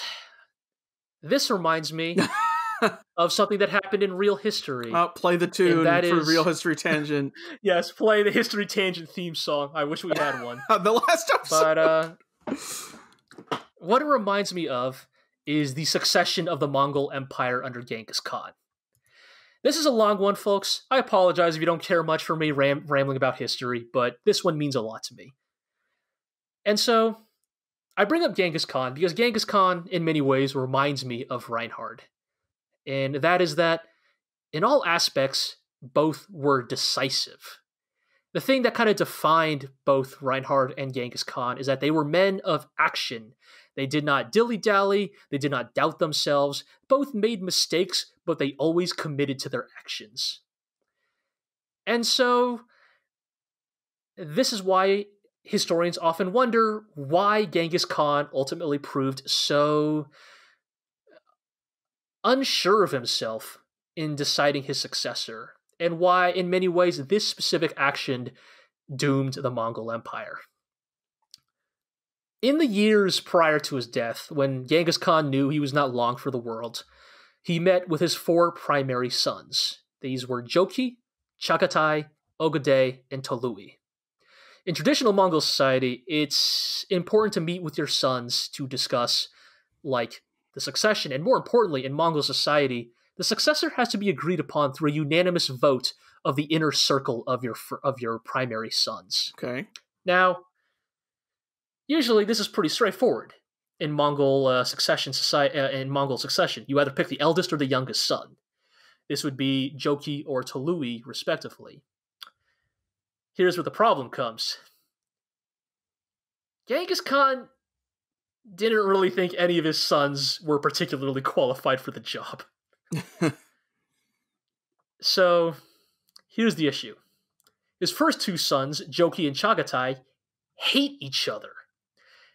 I'm not going to get into it here, but basically this is because of Jochi's questionable birth circumstances. And while Genghis himself officially recognized Jochi as his own true son and his firstborn son, Chagatai, the second-born, never accepted this, viewing Jochi as a bastard and a pretender. And as a result, neither of them could be picked, because if one was picked, the other would inevitably rebel. Right, so no unanimous vote. No unanimous vote there. As for his youngest, Tolui, comes a different set of problems. And in this thing, here's where I think Genghis Khan, frankly, was more self-aware than Reinhard. And here is the problem. So, Tolui was often called the mirror image of his father. In fact, his name even means mirror or reflection in Mongolian. In how specifically, he was described as a natural warrior and a great general. He was considered a bold and audacious tactician, and of his 4 sons, the most accomplished fighter. However, Tolui was also his father's son in the worst ways as well. He was often described as sadistic, even needlessly cruel and violent at times. And Genghis Khan himself recognized that these traits are what allowed him to create his grand empire, but that these traits would become a serious liability in peacetime. And so, that left the 3rd son, Ogadai. And Ogadai is an interesting one. He was often considered not that intelligent, and frankly, not a very good fighter either. In fact, others would often accuse him of being too soft to be a proper Mongol. However, he did possess some interesting traits. Most importantly, he was always known to be good-natured, down-to-earth, and easygoing. Ah, Not a only, wimp. Look, power comes in different forms. And not only did he get along with all of his brothers, but he was often considered to possess great emotional intelligence. Of all of the sons, Ogedei was the one who understood the importance of statecraft and diplomacy. However, he was prone to severe alcoholism, and in fact, this alcoholism would lead him to an early grave. Nonetheless, of the four, Ogedei was considered Genghis Khan's primary choice for inheritor to the throne. Unfortunately, the meeting itself to decide this did not go so smoothly. According to sources, as soon as the meeting started, Joki and Chagatai, like Bittenfeld and Valen or something, just immediately start fighting. Like, they just immediately start getting into it. And Genghis Khan is so exasperated that things would just go sour this quickly, gets up, and decides that from here on out, the empire will be divided into 4 subsections known as khanates. Oh, boy. And each of these khanates, each son and their family line would have total dominion, answering exclusively to one mutually agreed upon Great Khan. And that should that Great Khan ever falter in his leadership, then the leader of one of the other khanates would have the right to take his place. Does this sound familiar? Rather yes. than really solve anything, it actually just left the question of succession in an even more uncertain place. And in fact, it's kind of along these exact lines that Genghis Khan divided that the empire itself would eventually fracture and collapse under. And basically, by not setting out a clear pattern for succession, it kind of ensured that the Mongol Empire would be paralyzed by uncertainty and infighting for the rest of its reign. And, this is not to say there weren't great... Yeah, I mean, look, there's a reason why the Mongol Empire dissolves in less than 2 centuries. And I don't know, that's the kind of thing I think about when I think about the end of Legend of the Galactic Heroes. Like, Reinhard reminds me of Genghis Khan in a lot of ways. Like, he is intelligent, decisive, and, prone to fits of fury and unchecked violence. And so, kind of despite the both of them creating these legendary empires, I kind of wonder if, like, his, sure, the narrator didn't say this, but I kind of wonder if the historians of the future will comment on how poor of a job Reinhard did in setting up a clear line of succession. Yes, but perhaps things will go just fine as Hilda sets up a parliament and a constitution. Yeah, I mean, maybe. Again, that's the thing. I mean, that is the great thing about this story, right? Is like, I'm just commenting on the way real history went for a similarly legendary empire. Right. But maybe smarter minds will prevail. Maybe Hilda will manage to keep things running. But yes. And so Reinhard von Lohengrin passes away at 25. What have I done with my life? I haven't conquered space yet. Well, boy, don't want to get into not start comparing yourself to Reinhard von Lohengrin. So his reign lasted just over 2 years. And Hilda stands up and dusts herself off and gives the company line that the Kaiser did not die of illness. He died because he used up all of his lifespan conquering space. I mean, again, like, don't feel bad about not accomplishing as much as Reinhard did by the time you turned 25. Because I guess I passed 25 and I'm not dead yet, so... Right. Also, Reinhard accomplished more than, like, some people do in their entire lifetimes, so... yes, and so Reinhard is officially dead. Everyone cries. Bueller delivers the news to Julian. Yes. Says Prince Alec will ascend the throne. Hilda will be the Prince Regent until he becomes of age. Mm-hmm. Heinesen and the Violet Star Zone will have their autonomy, and Yes.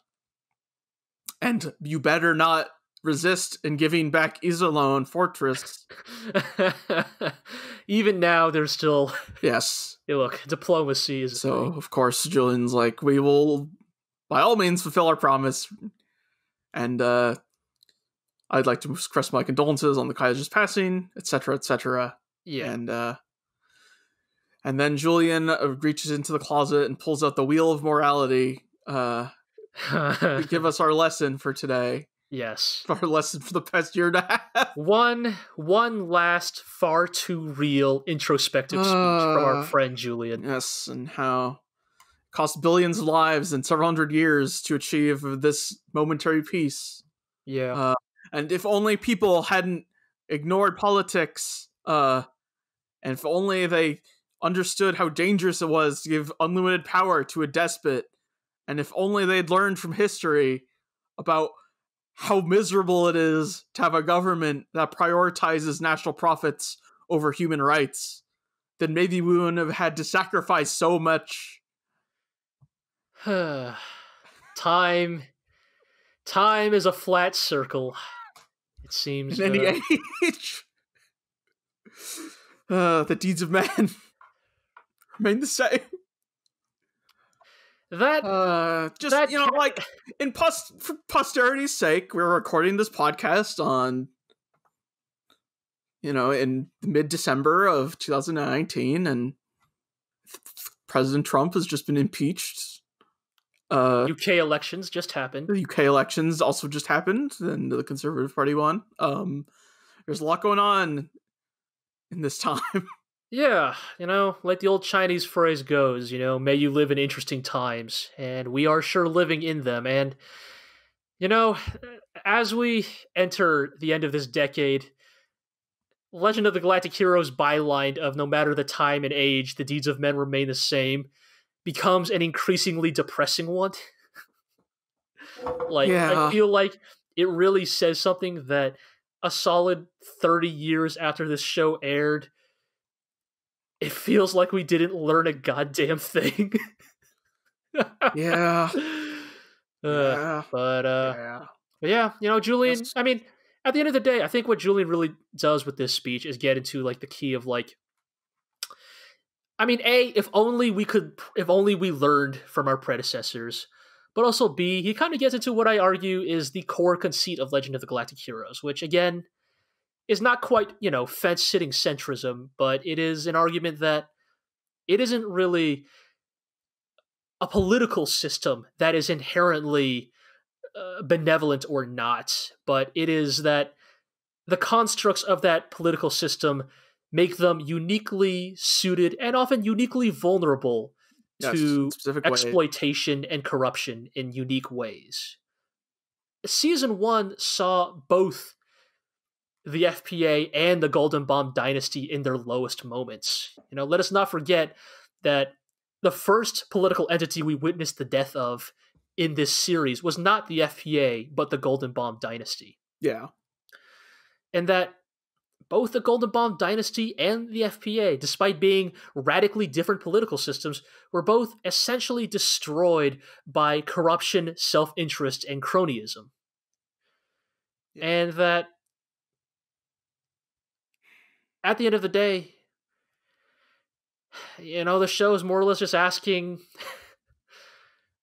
in the long run, though, which is the one that's worth fighting for? Which is the one that, despite the ups and downs, can, as Yang Lee so desired back in season 1, can give us these fleeting moments of peace. Right.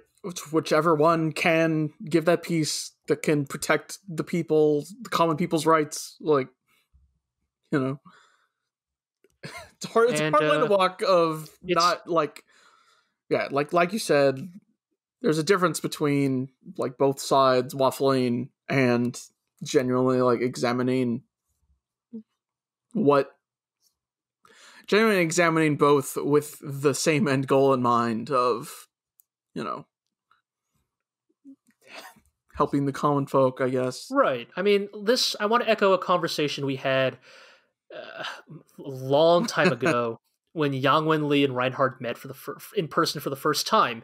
And one of the things we brought up was that despite their political differences, they both agreed that there are, in fact, some fundamental human rights that exist in this universe. Yeah. That there are things that every individual in this galaxy deserves. Happiness, welfare, food. Yes. Like, that there are these basic things that, regardless of your feelings about what is the best system to achieve these, that all people deserve these things. And with kind of that as the final introspective political speech in Legend of the Galactic Heroes, we kind of return to the real world, where Julian is talking with Karin, basically about what's next. And our precious son of democracy, Julian Minchie, has not earned his retirement quite yet. No. He says he is going to remain a soldier, and that he will continue to fight autocracy and defend democracy. Yep. And that perhaps someday, he will retire to become a historian, just as Yang would have wanted. Yep. Because present Yang's writings to future generations. Because is it not our responsibility to at least try and leave behind our lessons for the future? Yes.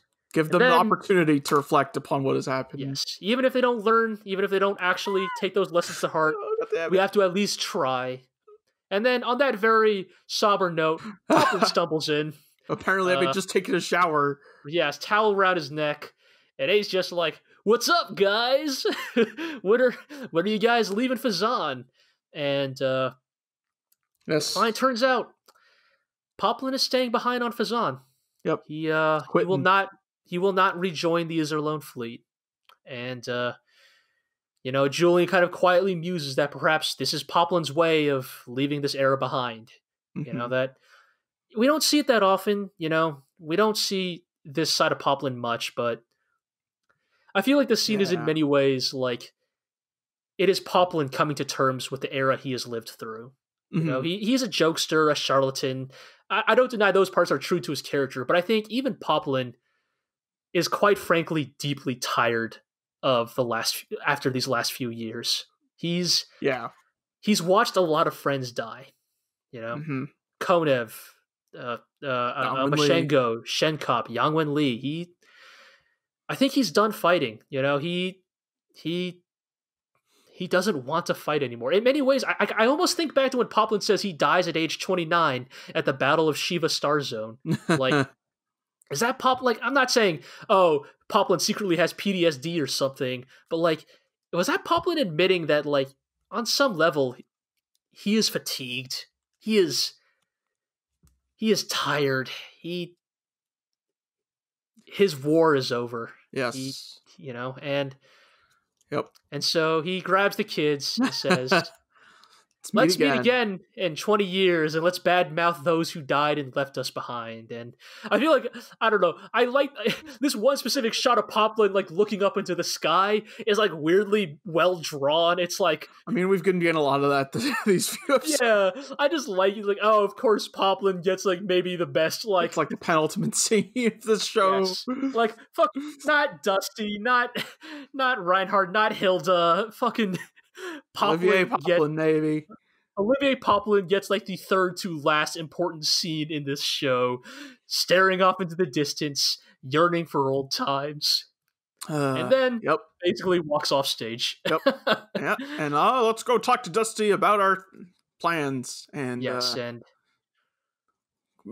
cut to the final scene of the show, I guess, where Mittermeier's outside with Felix and looking at the stars. And more importantly, Mittermeier's kind of thinking about how he's basically the only one left of the original crew, right? Yeah. Like, of the original Kirky Eyes, Reinhard, Royenthal, and himself crew. Yes. Like, how the hell did he manage to be the one who survives all of this? Yeah. But and Felix starts calling him dad, father. Yes. So it feels as if the Kaiser spirit had entered his child. And it was a silly thought, but he wanted to believe that the Kaiser would live on in some way. Yes, yeah, and kind of a good bit here, kind of very, compared to Julian's speech, I wouldn't really say this is as much of like, as introspective or as representative of the themes of the show, but they kind of basically ended better as a final line. Yes, basically, we have Felix reaching for the stars. Yes. That perhaps human beings will always pursue the things they cannot reach. Yes, perhaps this is a common gesture repeated in any era on any planet with life. That we reach for the stars. Yes, and so, at least as far as we are concerned, as far as we, the viewer, are concerned, the legend ends and history begins. That is Legend of the Galactic Heroes. 110 episodes. 110 episodes, my friends. Oh boy. We did it. We did it. We got to the end. We made it to the end. Our just journey like them. Among the few stars. Just like them. We have also transcended into the new era. It's yeah. I think we'll save a lot of this for the second half, but maybe we can just, real briefly talk about I don't know, just the show's how does it feel? Good. Yeah, like this show is magnificent. This one's gonna stick with me for a long time, if not forever. There's just none quite like it. None quite like this show. Yeah, it's just been like a part of our lives for so long now. Yeah, I mean, it's funny. A year isn't really that long in the grand scheme of things, but a year and a half. But it feels weird to not have this show to look forward to anymore. And I think we'll save that for we'll save that for the next half. So with that, folks, we're gonna take a quick break. If you've listened to us up till now, you kind of know. But as always, when we reach the end of the season, we divide the podcast into two halves. The first is dedicated to recapping the episodes, which we watched this week. And the second half is where we'll bring in our guests, Marlon and Jell, to discuss all of our thoughts and feelings about the season as a whole. So stay tuned. We're not done yet.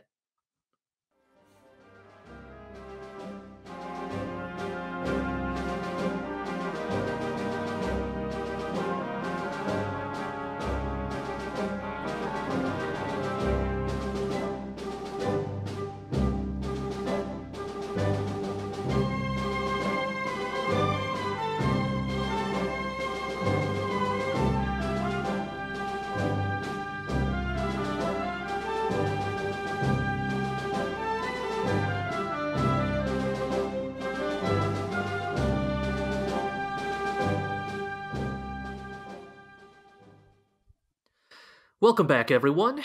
You're now listening to the second portion of this podcast, where we'll be talking about Season 4 as a whole. Our thoughts, our feelings, cashing some bets, and maybe against all odds, even in our final recap podcast, we'll still somehow find a way to make some predictions about what's to come. Now, we're coming in a little hot here. I've been very busy and haven't had much time to prepare. In fact, I've come in here completely empty-handed, like Yang Wen-li to a negotiation. And just like how when Yang Wen-li died and the Iserlohn Republic banded together to pick up the slack, surely the other three here with me have already done the work to ensure the survival and prosperity of this podcast. Sure. Yeah. If right, guys? Did the work, you mean did not die. Can I just be the Poplin that doesn't have to do much but still gets all the credit? I'm surviving. What are you talking about? Yes. Poplin killed like 250 people. No, not like the killing. I mean like in the maintenance of the Republic, like diplomatically.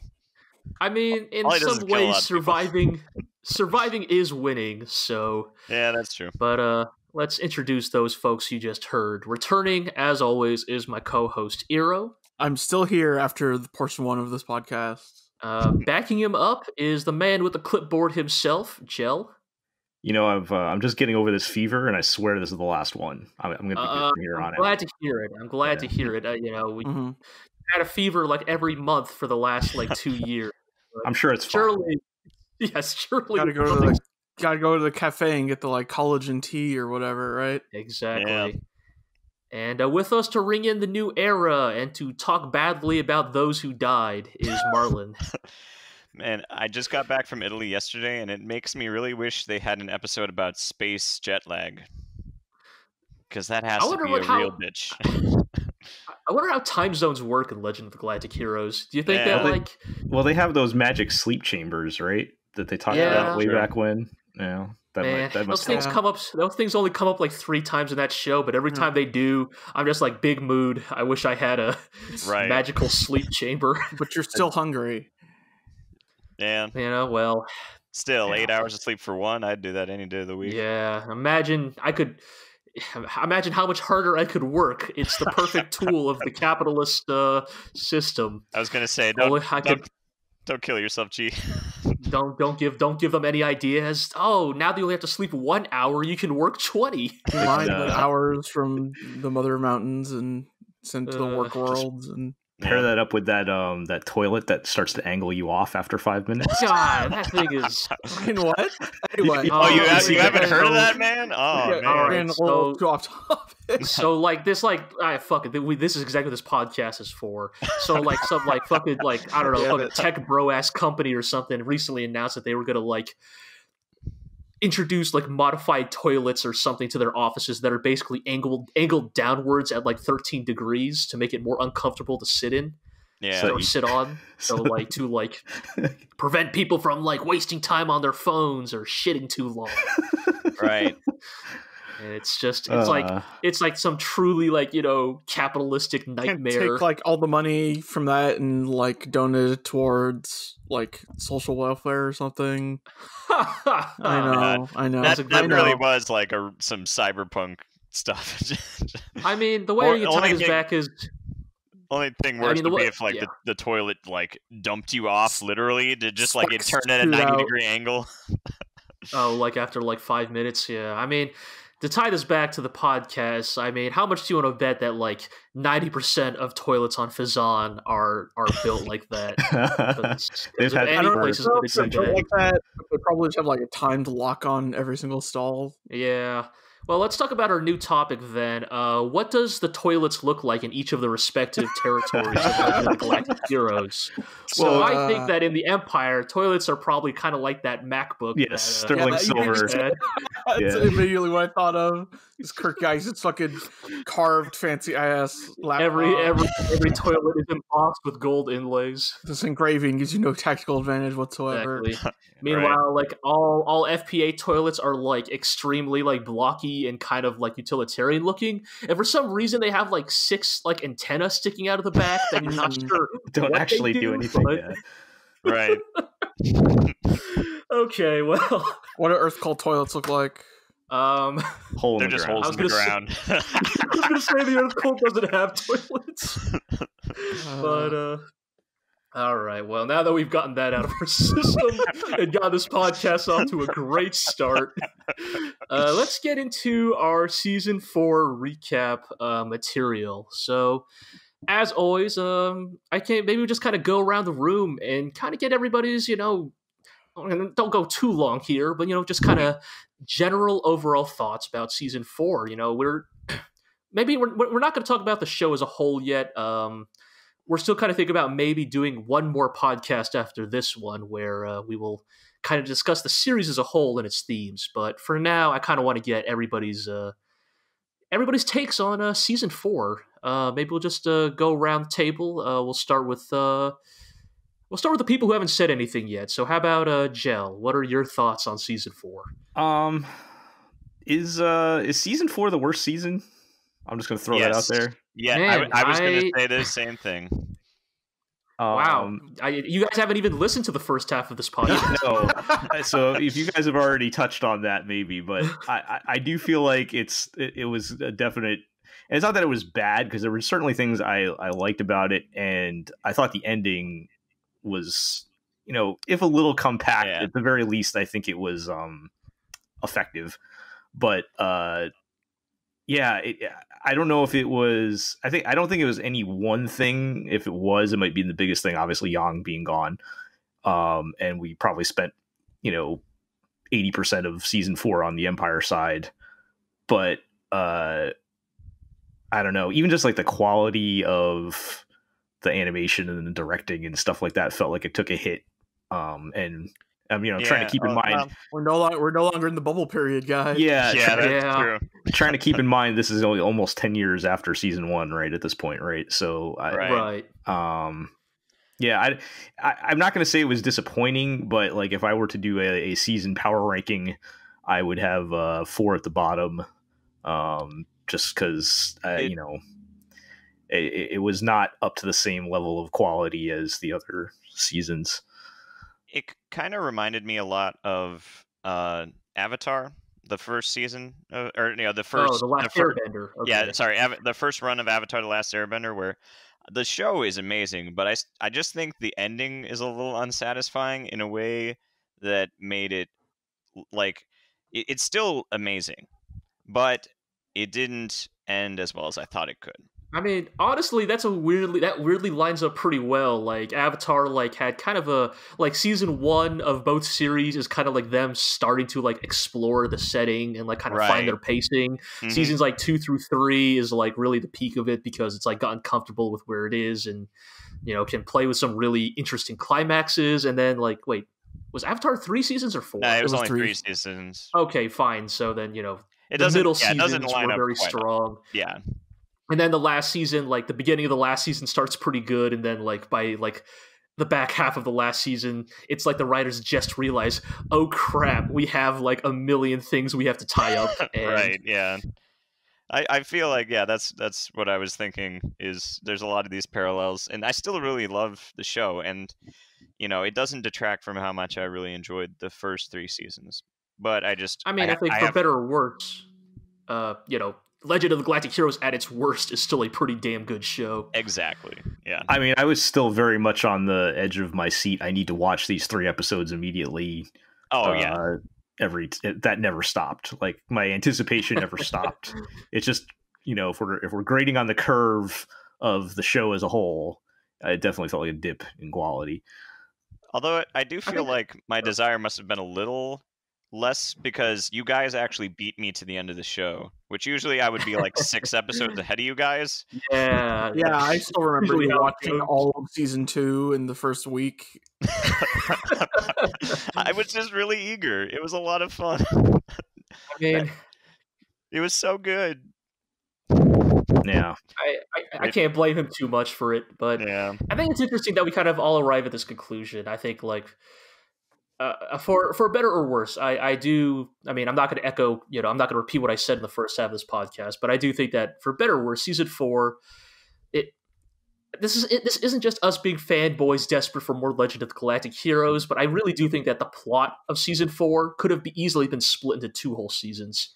Yeah. I think, condensing Reuenthal's rebellion and kind of the wrapping up of Reinhard's reign into 1 season really does hurt a lot of certain plot developments, for better or worse. The Earth cult kind of just fizzles away. Just kind of fizzles out. Same with Rubinsky. I mean, same with Reuenthal, right? I mean, remember we were talking about how, we all thought Reuenthal's rebellion was going to be the cataclysmic event that shakes the empire, to its foundation, and then it's more nah, Mittermeier took care of it. Yeah, which didn't really make a whole lot of sense to me, because I thought at the end of season 3 they were saying that Reuenthal's fleet strength was way more than he got shot in the back a couple times. But not all of them. Just because he is command of all of these ships doesn't mean all of them are loyal to Reuenthal. Right. I mean, that's what really undid him, right? It was the divisions on there. like logically, I understand why Reuenthal's plot goes the way it does, because it's trying to explain like Reinhard isn't just amazing on his own. He is amazing because he has like half a dozen amazing dudes he can throw at any problem, whereas Reuenthal didn't have that, and like that's kind of the difference that makes that rebellion go the way it does. But I think on like a more meta level, the way these plot lines were so like quickly cleaned up, I definitely kind of, again, like you two, I really, I love this show as a whole, but I would definitely agree that season 4 is maybe the weakest, and it's hard. Endings are hard. And in many ways, it doesn't surprise me that even a show like Legend of the Galactic Heroes would stumble a bit in the ending, because I mean it's a show that's not like built to end, right? Like Right. Yeah, right. So- I think we talked about this kind of is that like because of how the show is built of here's a slice of history, Right. and like here's the past history, and here's the people are gonna write about this time in the future. Like at some point, you just have to pick a cutoff spot, right? Yeah, right. And I think that was the appropriate place to cut it off. I mean, I just that Right. how we got here felt a little especially I actually thought I was kind of okay with the Rubenthal stuff. It was everything after that was a little more crammed in than maybe it should have been. yeah. But It's also like kind of amazing just how like I mean I guess it's supposed to be the testament of how well Reinhard picked his generals or his admirals, but like the idea that unlike Alexander the Great, you have this great leader and then nobody has any temptation to seize power, well, other than Reuenthal at the end. Like you have all like these 6 guys who are supposed to be some of the most powerful admirals in the world, and they're all willing to rally around a like 3-month-old baby. I mean, so for transparency, when I was going to end the first half of this podcast with my grand final historical tangent, I was in fact conflicted between should my tangent be about Genghis Khan or Alexander the Great in terms of whose succession I think is more fitting to the themes of Legend of the Galactic Heroes. But I do get what you're saying, Marlon. I think, again, we have to remember, like, as grounded as Legend of the Galactic Heroes is in many ways, in the ways it talks about society and politics, it is still a space opera. Right. And it does not surprise me. I mean, I would argue, yes, like, quote unquote, realistically, I'll put it this way. If the Empire had to play to the same grounded rules that the FPA did, then yes, definitely some of those admirals would have had some delusions of grandeur. But because the Empire is so goddamn ridiculous and like romanticized, of course, and we don't. And this might get into one of our topics later. We don't know what happens 10 years from now, right? Like, exactly. True. I mean, so like for now, yes. I mean, you have to remember, like, Reinhard's death is very fresh in the memories of the people around him at the end of that show. Like, Right. in the same way that, remember, they talk about with Yang's death, like, they can use Yang's death as like a symbol, but even they recognize that symbol will only hold meaning for so long. Right. Like, people will rally to Yang's side, but only for so long, only for as long as he remains within living memory. And I think that's kind of in play with Reinhard as well.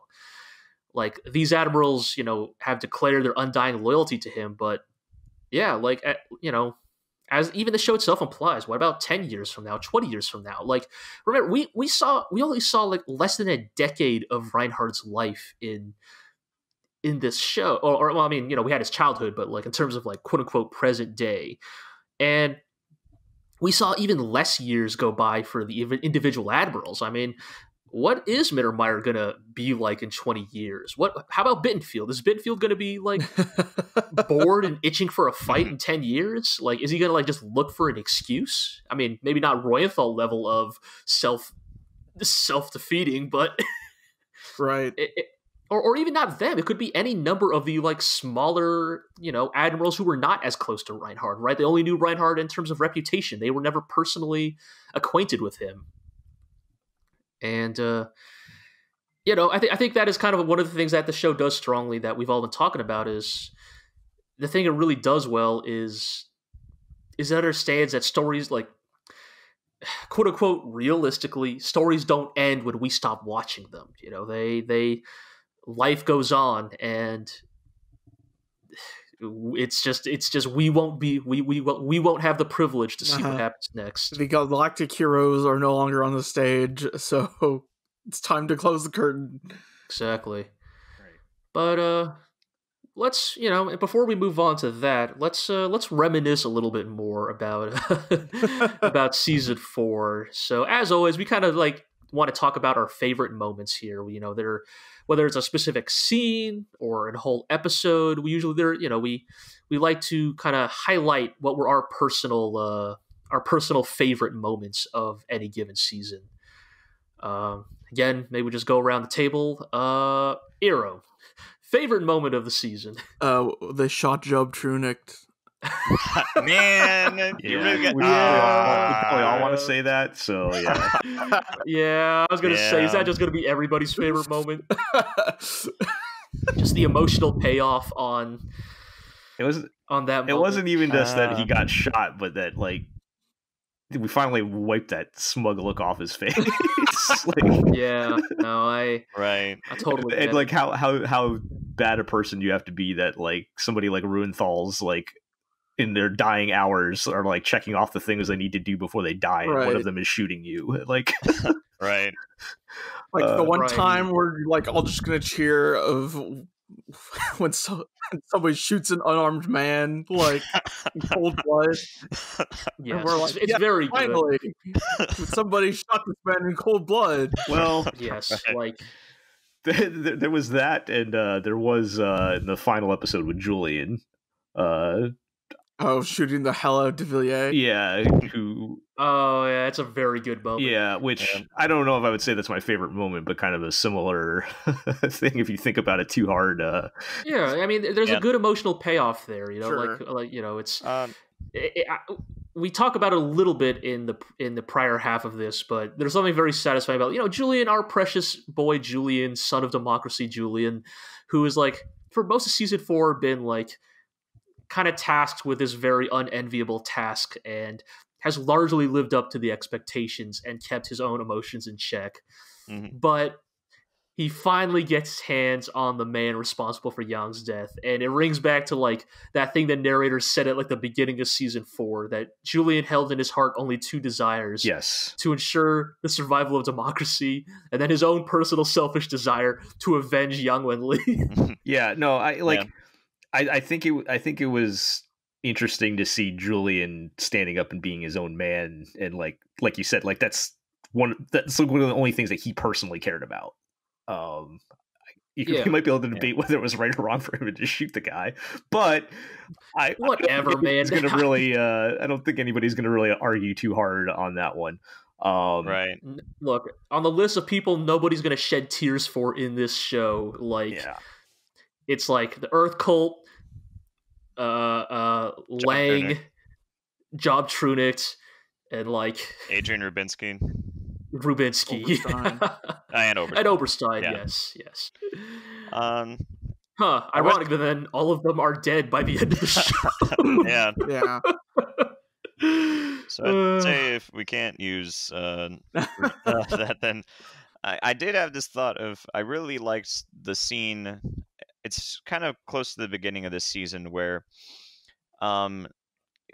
like Julian is really kind of agonizing over his new role as leader, and he gets some encouragement from one of the younger like kind of new cadets, and it was kind of an interesting like passing of the torch of him giving the cadet advice where he's like when he's like sitting on the Yang bench. Yes. And it's kind of like like him becoming the new Yang, like how, and thinking this must be how Yang had felt, like the heaviness that was upon his head and his heart, and him having to pass on hope to the next generation. I like that scene.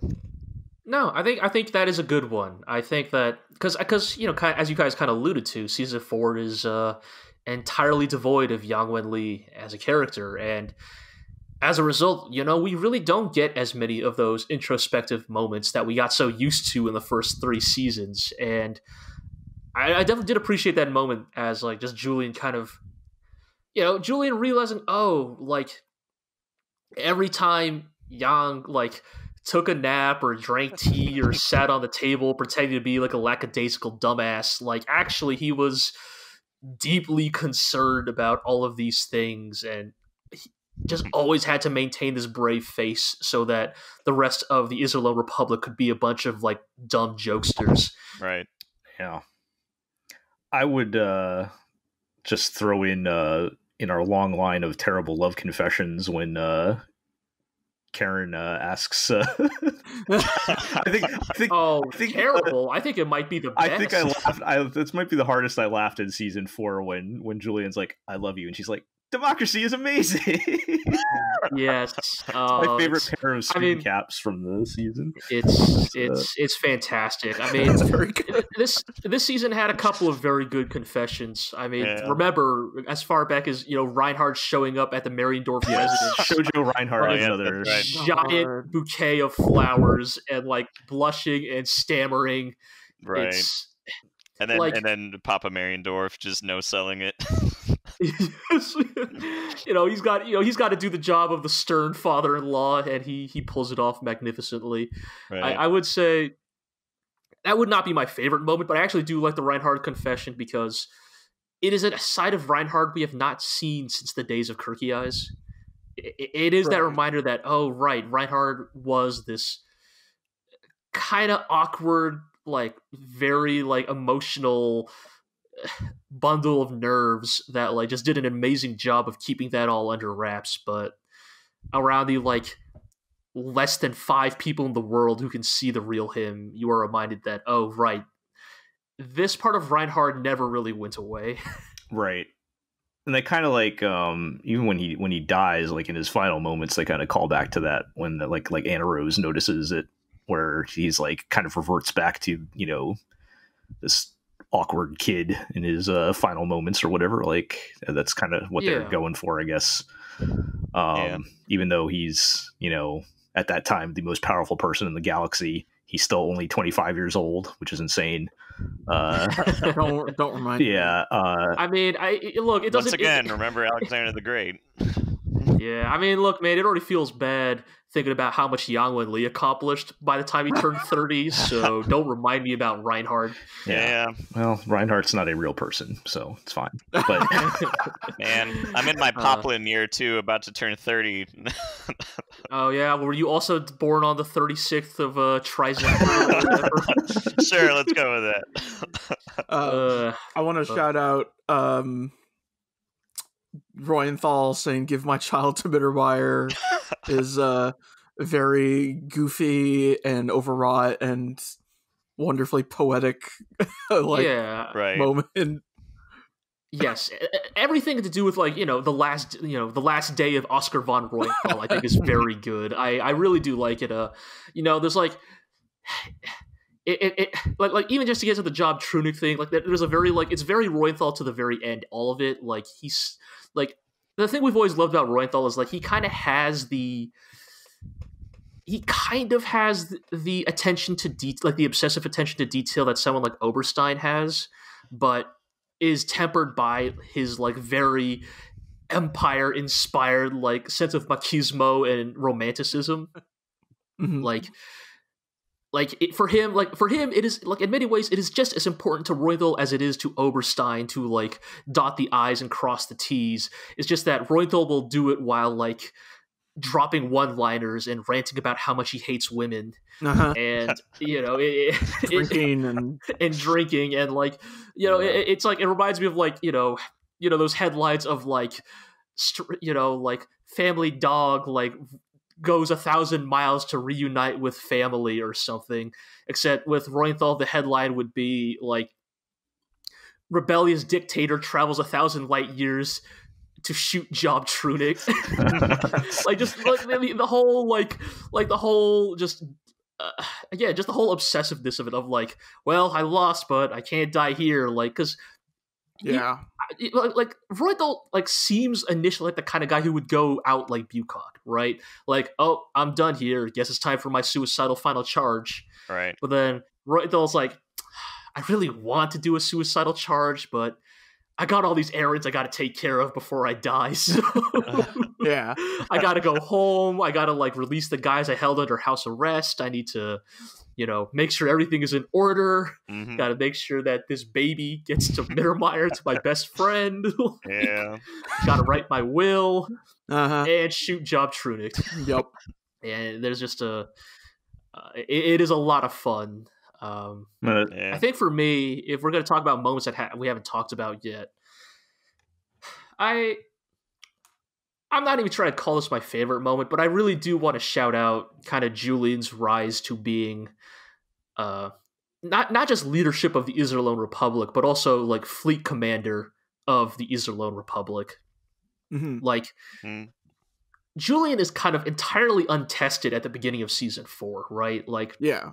Look, if you actually think about like Julian's like in-universe accomplishments at the beginning of season 4, it is like he is a decent hand-to-hand combatant. He is deeply knowledgeable about politics and history, and he's shot down a couple ships, right? But like he's never like led a government. He's never led a fleet, Right. and so mainly the battle where he like dunks on Valen is one I like a lot because it reminds me of the reasons we all love like when Yang Wen-li fights, like because it really doesn't matter who you throw at Yang. Like this show is all about the tragedy of war and like the death it causes and like how twisted is it that these men would like respect each other or like be friendly when they're responsible for millions of deaths. It's like, yes,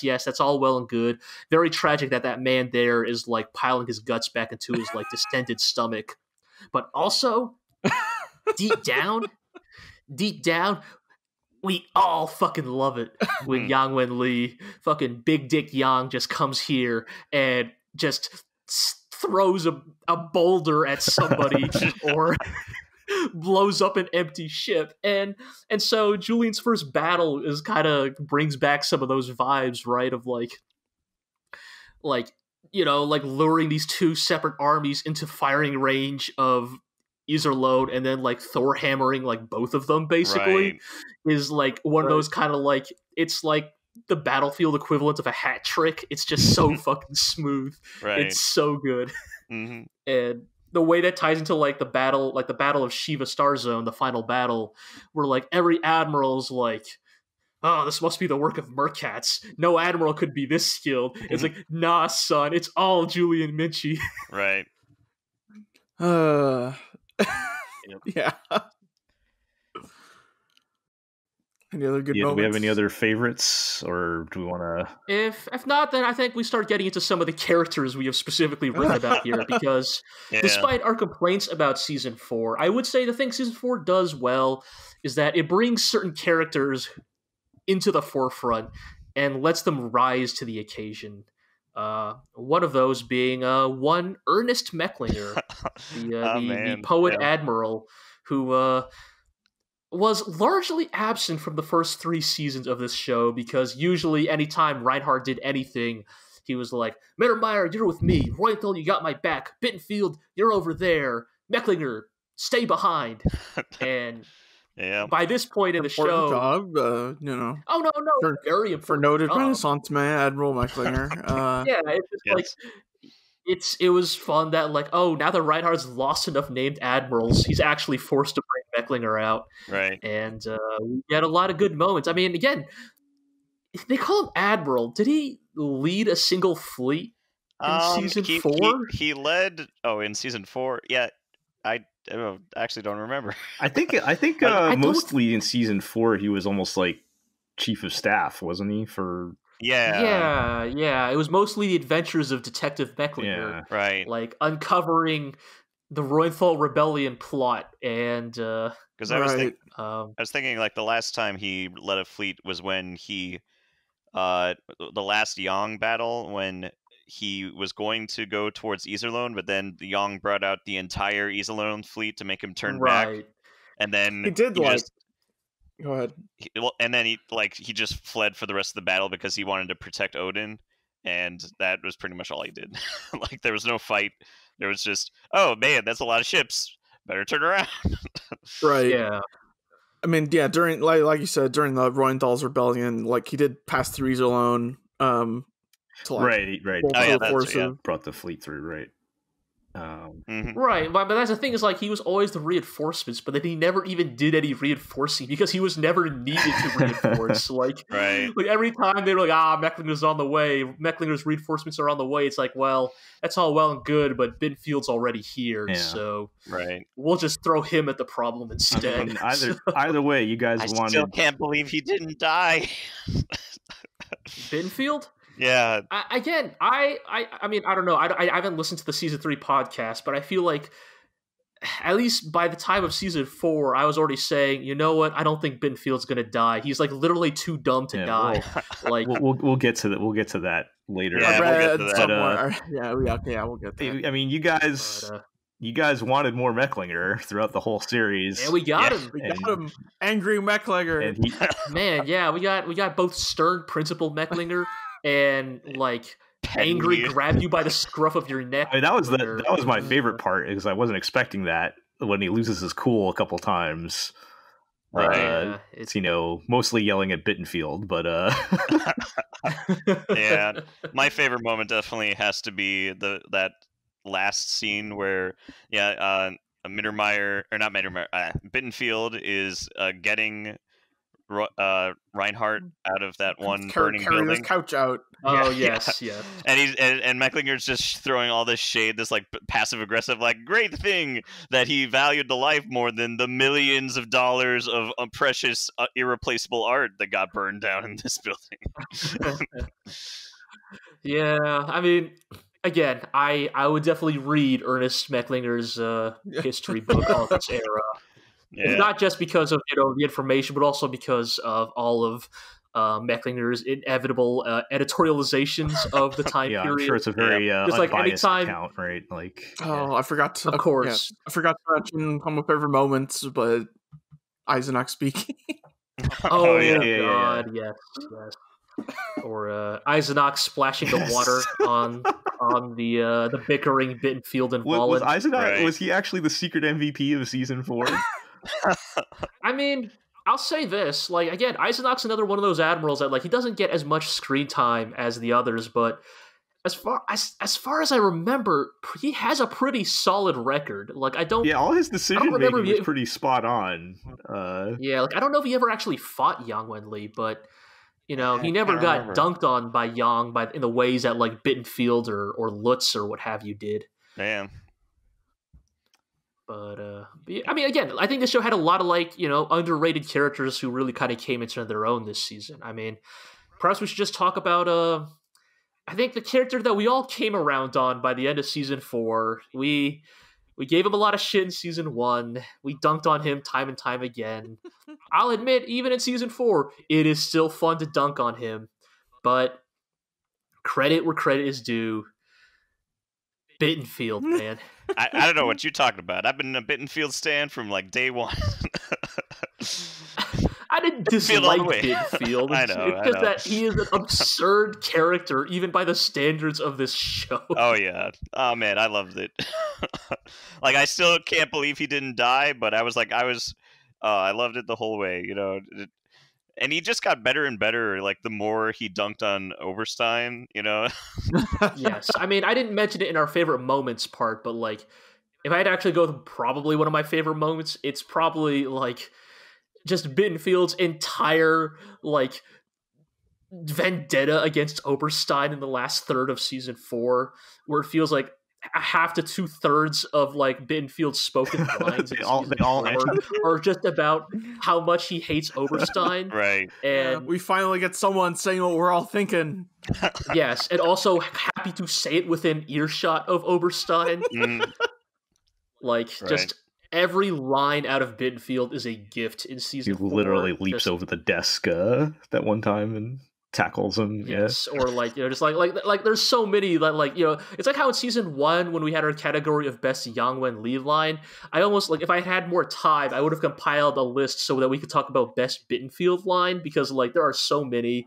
Like there's the one where he's like, what is it, like, when a monster and a devil fight, you hope both die, in context of like, what was that, like Rubinsky or like the Earth, like Rubinsky versus Oberstein or something. Yeah. Yeah, he had some good. He had some pretty sick burns in season Or like, 4.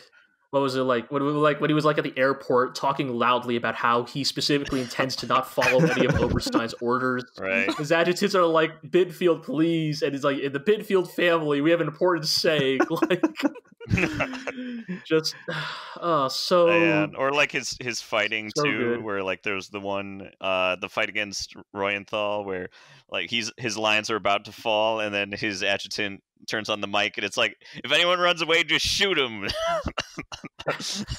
You know, just don't care if anyone's in your way, just fire all your guns.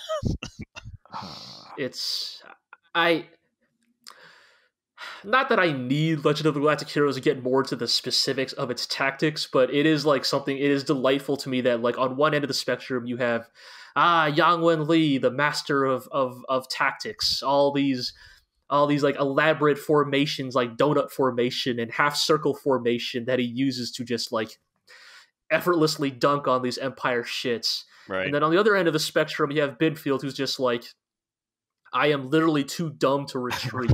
I don't know how to retreat. Like, right. And like, it's one of those things where it's like, again, I'm not going to go full historical tangent here, but it's like, you know, there's a merit to that to a certain extent. Like the majority of losses in combat are due to morale loss. So if you just never lose morale, I mean we see him. Right. I mean, we kind of joke about how he never wins battles, but when he's not fighting Yang, he does, you know...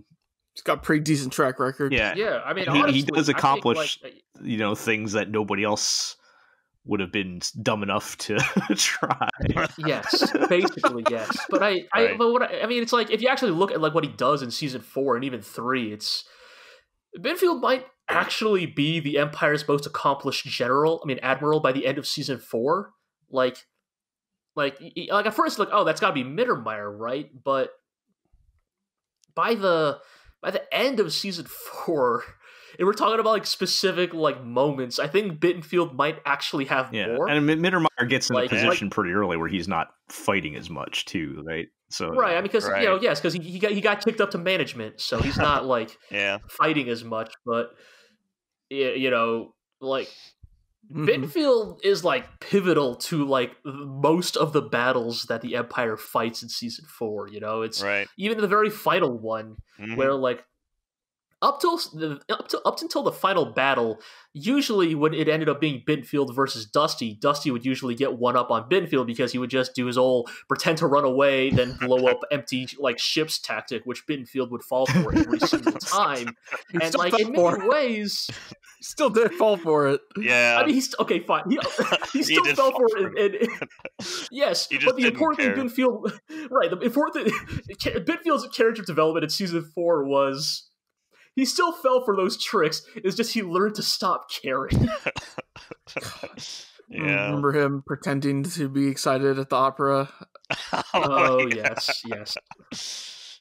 Oh, man. Just complaining about why isn't Mecklinger here. He cares about all this fucking artsy-fartsy shit. That one weird stretch when Reinhard got into opera. Remember that? Yeah. God, right. Fucking Reinhard's artsy phase. Yeah, I'm glad they figured out like we can make this character into the comic relief of the Empire. Yes. Because I mean, I think the thing we've always talked about is like the reason why we liked the FPA and the Israel Republic more is because they're more personable with each other, right? Like Dusty and Poplin can talk shit at each other all day. Shenkop can make like the worst dad jokes in the world and get away with it. You know, even Julian can get in on the fun sometimes. Whereas everybody is like not stuffy, but they are so like overwrought in the Empire that like, we've said it time and time again. Some of the jokes that Dusty and Poplin like lob at each other, if you try to do that to an Empire admiral, they would like pull out a gun and demand Right. satisfaction. Duel at dawn. But Bittenfeld is so larger than life, so ridiculous, like that he can get away with all the things no other Empire admiral could. And I think in that regard, like, makes him work really well as a character. Yeah. I would have preferred if he had maybe some kind of foil. I mean, other than Oberstein, I guess. But I think that even as a singular character, as a part of that dynamic, it worked. It worked. I mean, if you're talking foil, I mean, we also had Mueller, who's like the total square. Yeah, that's true. That's true. I almost. You mean fake Kirky eyes? Right. So. Yes, for better or worse, I kind of forget about Mueller, like especially by the end of season 4, because right, but he's like the level-headed one in the group out of right. Right. So, I mean, somebody has to be the boring one, while still having a level of human self-awareness, unlike Oberstein. Yes. Yeah. Now that Lutz is dead and Valen didn't really do much either in season 4, somebody had to be the straight man in that group, right? Because Mittermeier's too busy being a dad and crying about how all his friends are dead. And yeah, poor guy.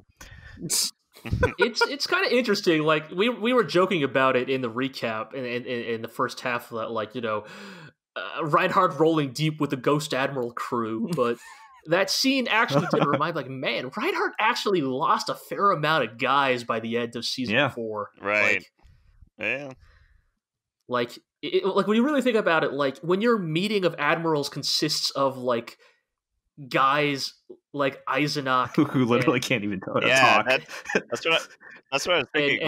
And Mecklinger, like, you're kind of not scraping the bottom of the barrel, but you're in the bench. You're reaching deep into the bench. Yes. Yeah, that is kind of weird. Like considering what the narrator said about Eisenach, that means that Eisenach might be Mittermeier's best friend now that Reinhard. Right. Yes. The one bit they mentioned of other than Mittermeier, everyone here had never heard Eisenach speak before, and that's what I keep saying. I need the episode in the Guy Den series about what did Mittermeier hear Eisenach say. Yeah. Well, I think we've given Bittenfeld his due. Yeah. So yeah. Let's move on to our next section where it gets a little juicier. We're going to talk about predictions, or not just predictions, but also cashing in on some predictions we made around season 3. Right. Yeah.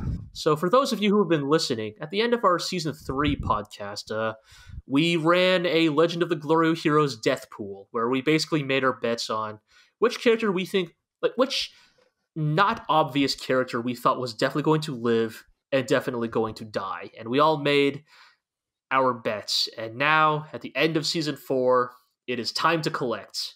So, Jel, I believe you have written down our predictions. So I jotted down the death pool and also probably a couple other predictions we might want to revisit that were interesting.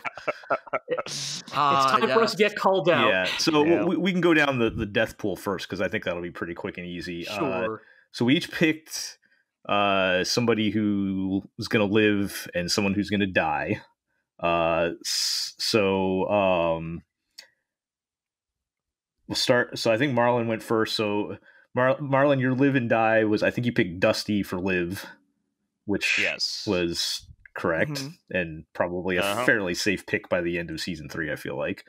Yeah, that's true. Not a guarantee though. I don't think Dusty was a guarantee. I'm not sure I would have gone as far as so obvious. I think there's definitely a part of me where even in that final battle when Bittenfeld decided, fuck it, I'm just gonna fuck these guys up, I almost thought Merkatz and Dusty might have been a 2-for-1 deal there. Man, I thought that's where Bittenfeld was gonna die.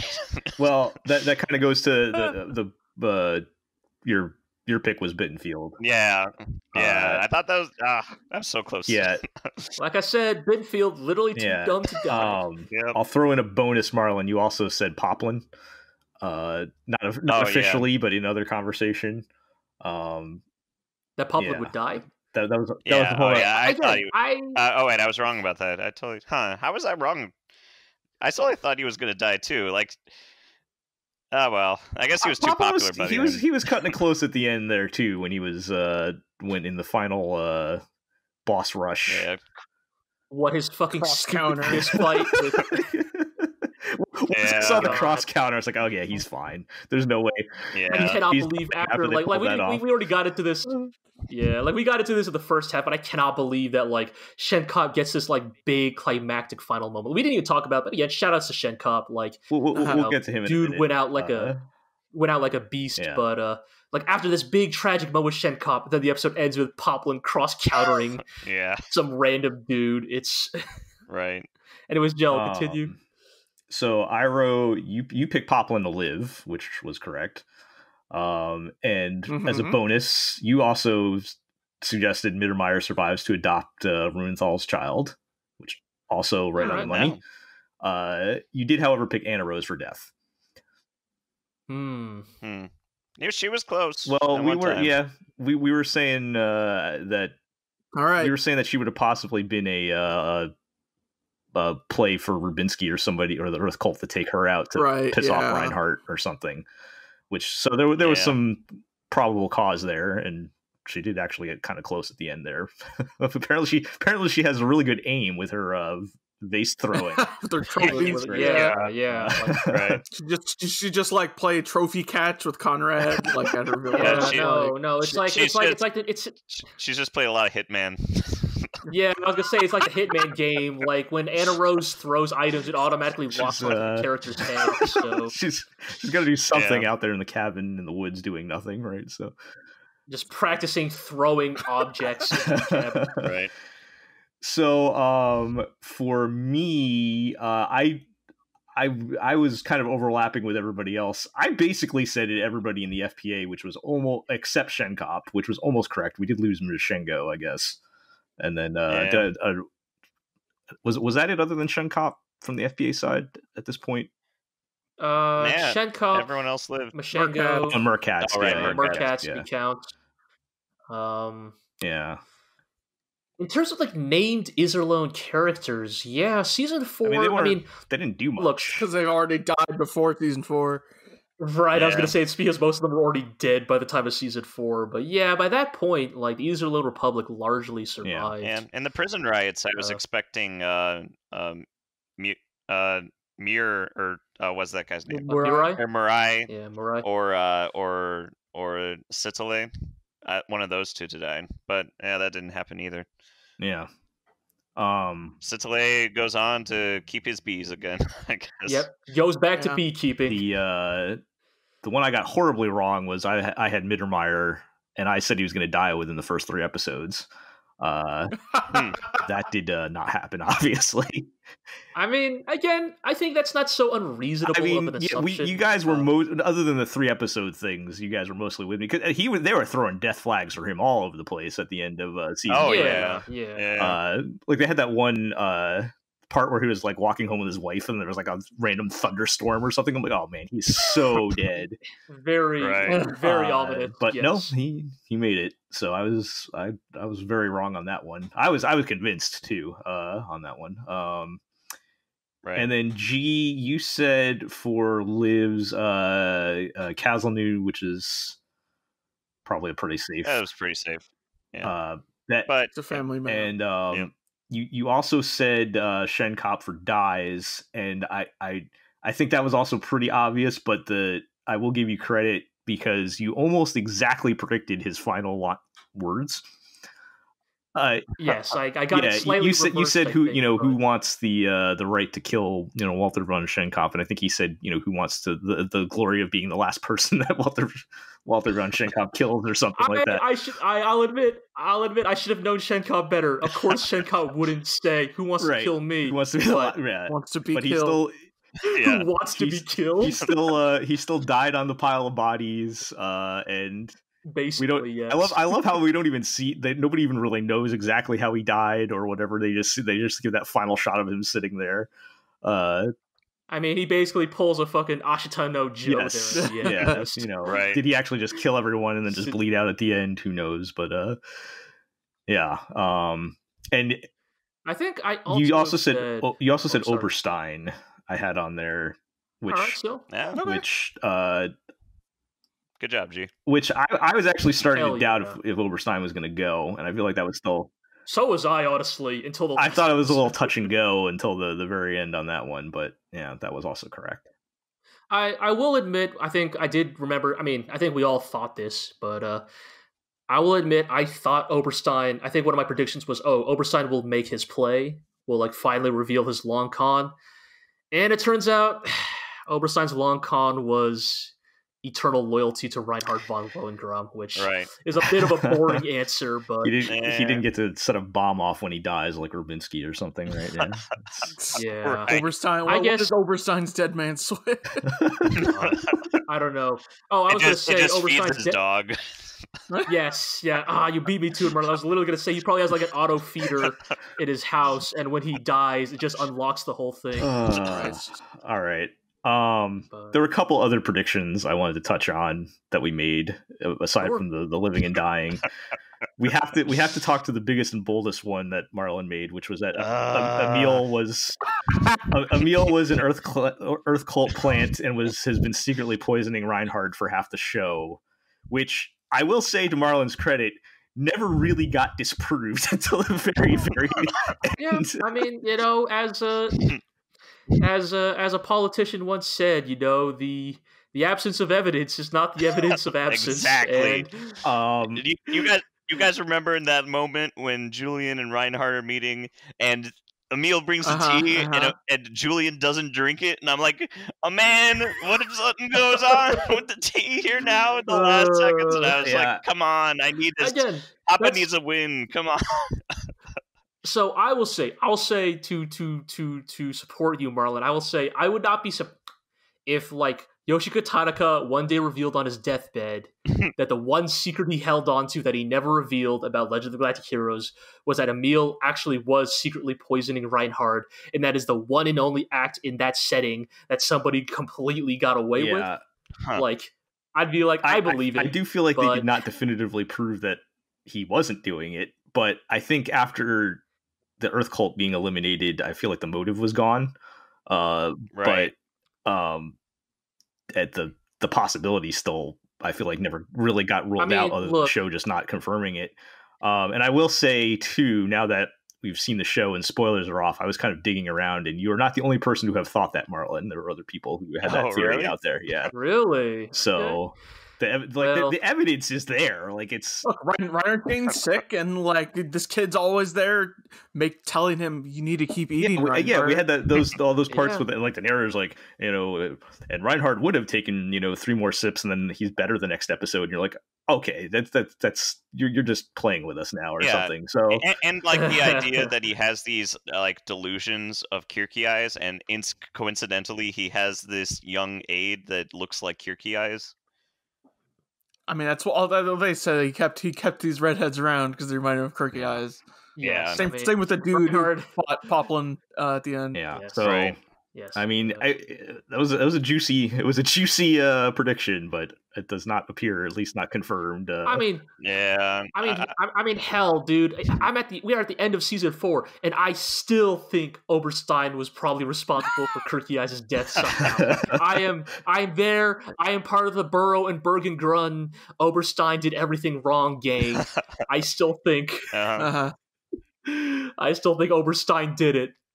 Okay. He just went to his grave with that secret. One more. So Marlon's other big prediction was that the Ruinthal Rebellion would essentially flip the Empire and the FPA, where the FPA territories would become the new autocracy, and the Empire would become the new Republic. Which more that it would become a constitutional monarchy. Which actually was moving in that direction. Kind of. Obviously, the bit with The Ruinthal part did not pan out, because you were saying Ruinthal might actually win, which obviously that didn't go. But did not happen. but no, so that actually was that kind of ties in, because Iro, you were on the train too of what if Julian teams up with the Empire, basically. Right. Yeah, I was not really. Yeah, but it didn't really pan out. I mean, They sort of did in the last 10 minutes, where Julian and the crew agreed. He literally said out loud, "I have no obligation to help the Empire." Yeah, right. Fair enough. Yes, but fair enough. But I mean, well, they're pushing towards a constitutional monarchy at the end. I don't know if that ever actually happens or not. But again, we can probably save that for speculation. Yeah. The Iro took the very easy route and mentioned Reinhard hooking up with Hilda. That obviously happened. We had the debate of whether Reinhard has kids or not. Most of us said no on that one. And I still feel that the evidence may have supported that at the end of season 3.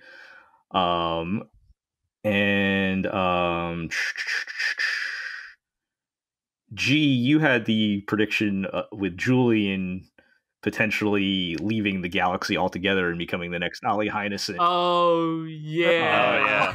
And you, where he's left with no other options, and because he can't beat Rubenthal, he can't beat Reinhardt, and maybe he just pieces out with the Iserlohn crew. Well, that definitely didn't happen. Yeah. I don't know if well, my speculation keeps going because I keep getting hung up on the third ED, and yes. I was like, I expected it to happen in season 4. I have to wonder if it will still happen in the future or whatever, but kind of almost supporting in a similar way G of Julian just going out on his own and becoming a solo freedom fighter with his small fleet or something like that. But right. Yeah. I mean, he basically is by the end of season 4, right? Where he makes his declaration that he doesn't intend to retire. Right. He's going to remain a soldier and keep fighting. I thought that's what was going to happen in season 4, which doesn't happen in season 4, but it sounds like what he's going to be doing next or something, right? So yeah. And I think that's pretty much it for the big predictions. Well, so some right, some not right. A mix. Yeah. To be expected. I mean, I think some of those were more like things we would have loved to have seen right. rather than things we were sure were going to happen. Right. Like, I don't know, man. That Emil thing, I was so I thought I had had this galaxy brain take of, man. I mean, yes, you were banging that drum this whole time, man. Yeah, but oh well. And finding out from Jill that apparently you're not the first person to have come up with that makes me think, oh, maybe there's some people who are listening to this podcast being like, see, I told you. Like even these people who are watching it with no knowledge of the show arrived at that conclusion. It's totally there. I think the things I saw were like 10-year-old Reddit posts or something, but God. Oh, wow. Look, the show's old. Yeah. Yes. I'm sure you could go all the way back to like some GeoCities pages about this. So. Some anime fan. Added to the GLORIO Japanimation 1995 tag. Like an anime fanzine from 1989. One of the exactly. But I mean, I think in a lot of ways, I think it's fitting that it was kind of a mixed bag of results. I feel that is kind of what made watching Legend of the Galactic Heroes with like barely any knowledge of the series so enjoyable. Like, right? Because even to the very end, I feel like the story could have gone anywhere. It did sometimes it did exactly what you thought they were going to do, and sometimes they didn't, and that's what keeps you on your toes. Like if it's one way or the other, like if they're just always doing the predictable stuff, that's boring. Or if it's just like total anarchy, then that's hard to tell a story that way. But but it's kind of like real life. Sometimes things go the way you think, and sometimes they don't, and that's Yeah, if anything, to kind of echo, I think what we were always talking about as early as season 1 is that the thing Legend of the Galactic Heroes does best is that it never rests in a comfortable status quo. Things are constantly changing. Things are constantly evolving. I mean, again, Reinhard's reign, less than 2 years. Reinhard's rise to power, less than a decade. Yeah. Like, remember when Yang said at the very beginning of the series, all he wanted to do was like get like a couple decades of stalemate? Like, like a couple decades hasn't even passed in this show. Right. It, like, Right. and It's so like much a has 5-year happened. period or something. Yeah, like It's insane. it is. I mean, like if there's anything, if I was to accuse any part of Legend of the Galactic Heroes of being somewhat unrealistic, it's like, look, there have been some eventful decades in history, but I think Legend of the Galactic For the Heroes, entire upheaval of the entire human race, like yeah, that might be a bit Yeah. much. But what mean, do I especially- know? I guess I mean, maybe we could. I mean, it would be interesting to see what the galactic population was like, and like if we could see a similar scale between World War II and what happened in this show. Because like, didn't like 1 billion people die in this war, or like over 1 billion? That seems like a lot of Something like people. that. Yeah, that's. I mean, when you command a whole galaxy, I guess that sort of makes sense. Like they said, yeah, the galactic population was like 42 billion or something like that, and they lost God, right. a 50th of that. That's a lot of people. Yeah, yeah. Yeah. Look, man, space operas operate on ridiculous Yeah. scales. Yeah. So Yeah, I mean, we can call it unrealistic, but we also have like nothing realistic to compare it to, I guess. But Yeah. it does seem that way, especially too because like we're in a universe where like even to go from planet to planet might take a month. like time is going to go a lot slower when when you don't have warp. Yeah, when you can't, instantly warp to places and whatnot. Even if they, they have, faster than light travel or whatever, they can't just like snap their fingers and be at Heinesen or something. Like still takes weeks or whatever. But right, which is why it's that I feel like everything happening in that span of time, like not really a complaint, but one thing I would mention is like the weirdly inconsistent rules on how telecommunication works in that setting. Because I feel like sometimes it's like, oh no, we can't get a hold of Young. We have to rush to like catch up to him. We can't send him a message. And then other times, Lennox is like Skyping with Oberstein about how he's going to execute, like he's going to extrajudicially execute Yang Wen Li. And it's like, wait, he's Skyping from like the Heinesen farthest possible distance in the galaxy, right? Right. It's like, wait, how do like it's not like it's Gundam where you could just say Minovsky particles did it. Yeah. Like, I mean, the quality was very it's bad, so I don't know. It's a little silly sometimes. It's like, oh, there's no way we can reach this guy other than literally physically reaching him and delivering a message. And then other times it's like, yo, what's up on Odin? I'm over on Heinesen. Like, what's good? And it's like, yeah, right. That doesn't. Yeah. Well, enough of that, because we're going to move into what might be our final topic of this podcast, maybe our longest, who could say.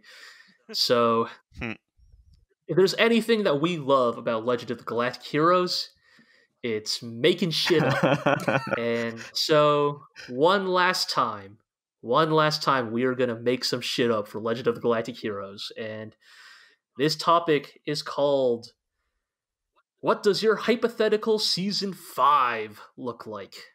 So in this scenario, you're crossing the street on your way to school and you get hit by a truck. Oh no. The driver's asleep at the wheel. But when you wake up, when you wake up, you find yourself in the body of Yoshida Tanaka.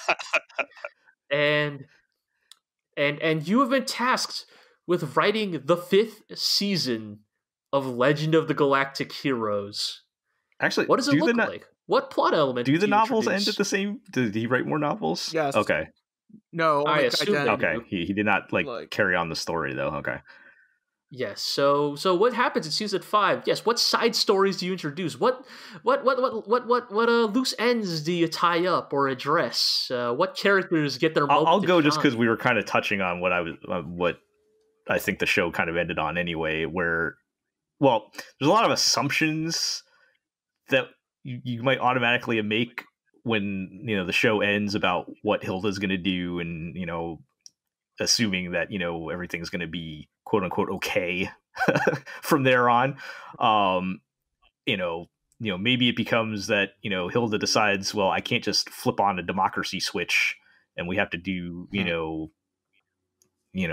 do this in stages or, something like that. And that's not good enough for Julian, who has to, go on the run again or something. I don't know. But I could still very much see Julian being on, out with his ragtag band of freedom fighters hanging out on the edges of the galaxy, carrying the torch of true democracy or whatever. And, maybe, and like we hinted at, we don't know what kind of internal strife might develop over the next couple of years. Are people just going to be accepting of, a baby and a woman being in charge of the empire, given what we know of the empire culture? They were already, having those discussions of how much power should the Kaiser have and that kind of stuff, the like 6 or 7 episodes back or whatever.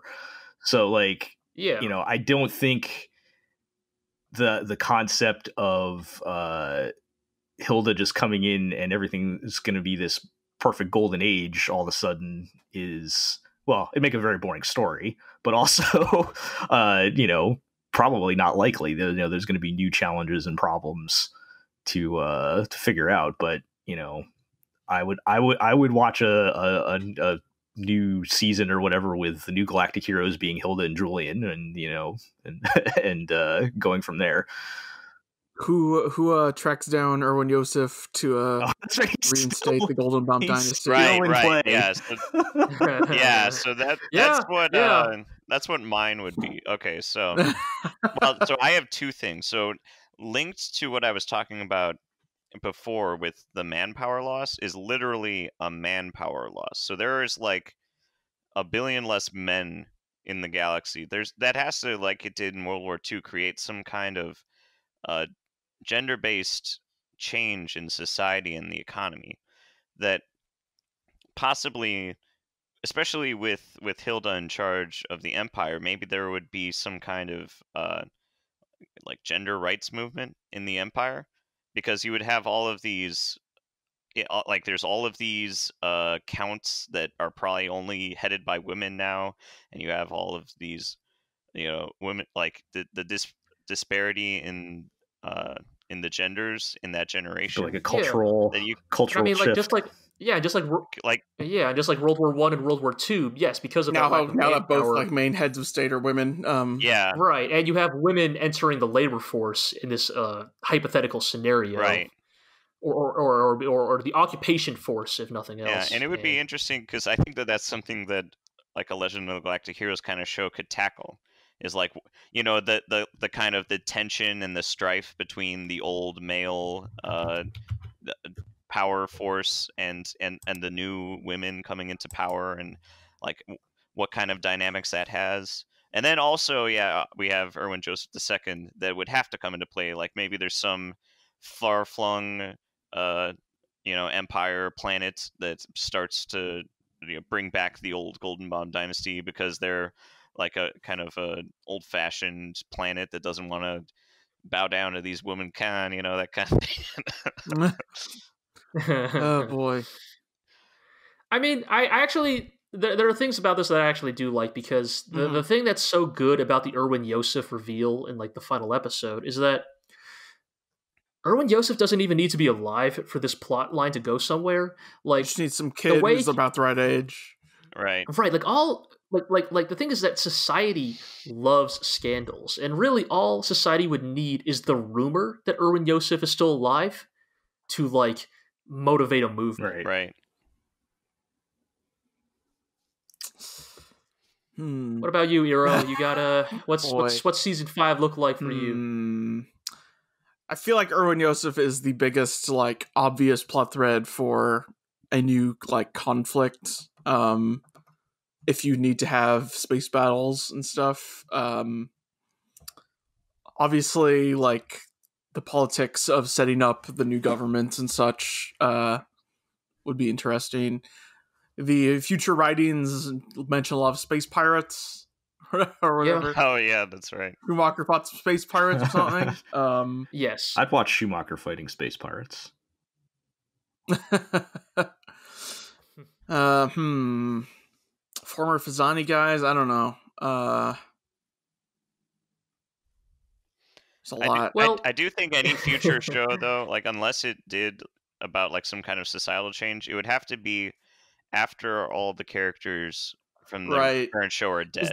Is like, I'm thinking when I say season 5, like part of me thinks like continuing immediately off of what happened in season 4. Sure, but I'd say it doesn't. But like, yeah, for the sake of this experiment, it doesn't have to be chronologically immediately after season 4. It could be like 50 years later. What's the 50-year time skip look like? Right. What does High Admiral Julian Minchie in his 60s look like when he's like looking like Bucock? All right, so here's how it starts. Okay, so you have two fleets about to meet each other. One of them's 3 times larger than the other one, or like 2 times, and it's headed by a new brash Empire admiral. Yeah.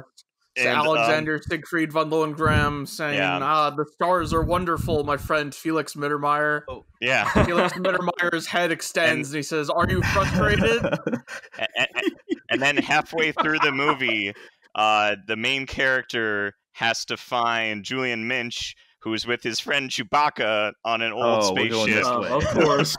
Oh, God. So what I'm saying is that you do not want to stay with the normal characters because it's just going to turn into a Star Wars kind of situation. Fine. Does Felix does Felix go ahead. Does Felix grow up and want to like tear down the empire that killed his true father? I mean, that's the other thread they leave open, right? Like even as a baby, Mittermeier can see the fire and he has the ambition to take the stars. I mean, like there's even the speculation of like what kind of man does Alexander become, right? Like does he become like, because he's going to grow up without never knowing his father, just the expectations of being his father's son. Like, will Alexander Lohengram be the man who leads from the front, the man who is like decisive and furious in his actions? He's gonna be a nerd like his mom, and Felix is gonna be the hothead. Middle-aged Bittenfeld takes Alexander Siegfried aside to teach him how to fight. Yeah. Right, I mean, yes, good. I'm glad you brought that up because one of the hypothetical episodes I came up with was like Bittenfeld, like middle-aged, like 50-year-old Bittenfeld is worried that the young Kaiser is kind of a soft, effeminate loser, and that he needs to like beat some masculinity into him, and tries to get him into a sport, and like he's like, I don't know, like I'm gonna we'll play some baseball. I'll teach you how to catch a ball, kid, and like hard cut to the doorbell ringing in the Kaiserin's residence, and the door opens, and there's Bittenfeld looking very sheepish, and the young Kaiser with like a black eye or like a missing tooth, and being like, I thought he would catch it. God. I don't know. Fucking Bittenfeld becoming the middle-aged like football coach of the young Kaiser's life. Just that would be pretty trying great. to get him into sports. Eisenach can teach him 3D chess, and Mecklinger can teach him how to paint, and and like Mittermeier is like kind of the cool dad that like Alexander Lohengram kind of wishes was his dad. Kessler can teach him how to ignore prisoners' rights. Or like I don't know, maybe go the other way around. Maybe Alexander really likes Mittermeier, but Felix is like, oh, my dad's such a fucking goofball. He just makes all these bad dad jokes and like is like so lovey-dovey with my mom or something. And then like comes the mid-season reveal when Mittermeier and Evangeline finally had to sit down with young Felix and be like, Felix, we have to tell you something. You were adopted. He'd be like, no shit, it's in the public record. Oh, boy. I can Wikipedia that stuff, man. Right. Oh, God. Just like, I Googled that like when I was 7. Treason is in my blood. Oh, God. Also, I hate women for some reason. Anyway, I'm gonna. Felix just goes on 4chan every day. Oh god, he becomes an incel. Oh no, that I don't want that to happen. Mittermeier's too good of a man. Oh, that that's right. Right, it would be so heartbreaking to Mittermeier if that's how Felix turned out. Can you just imagine though, Felix? Hey, Alexander, I got some articles I think you should read about gender politics Right. and like the Fazani merchants who control everything from the shadows. No. Oh man. Oh god. Oh man.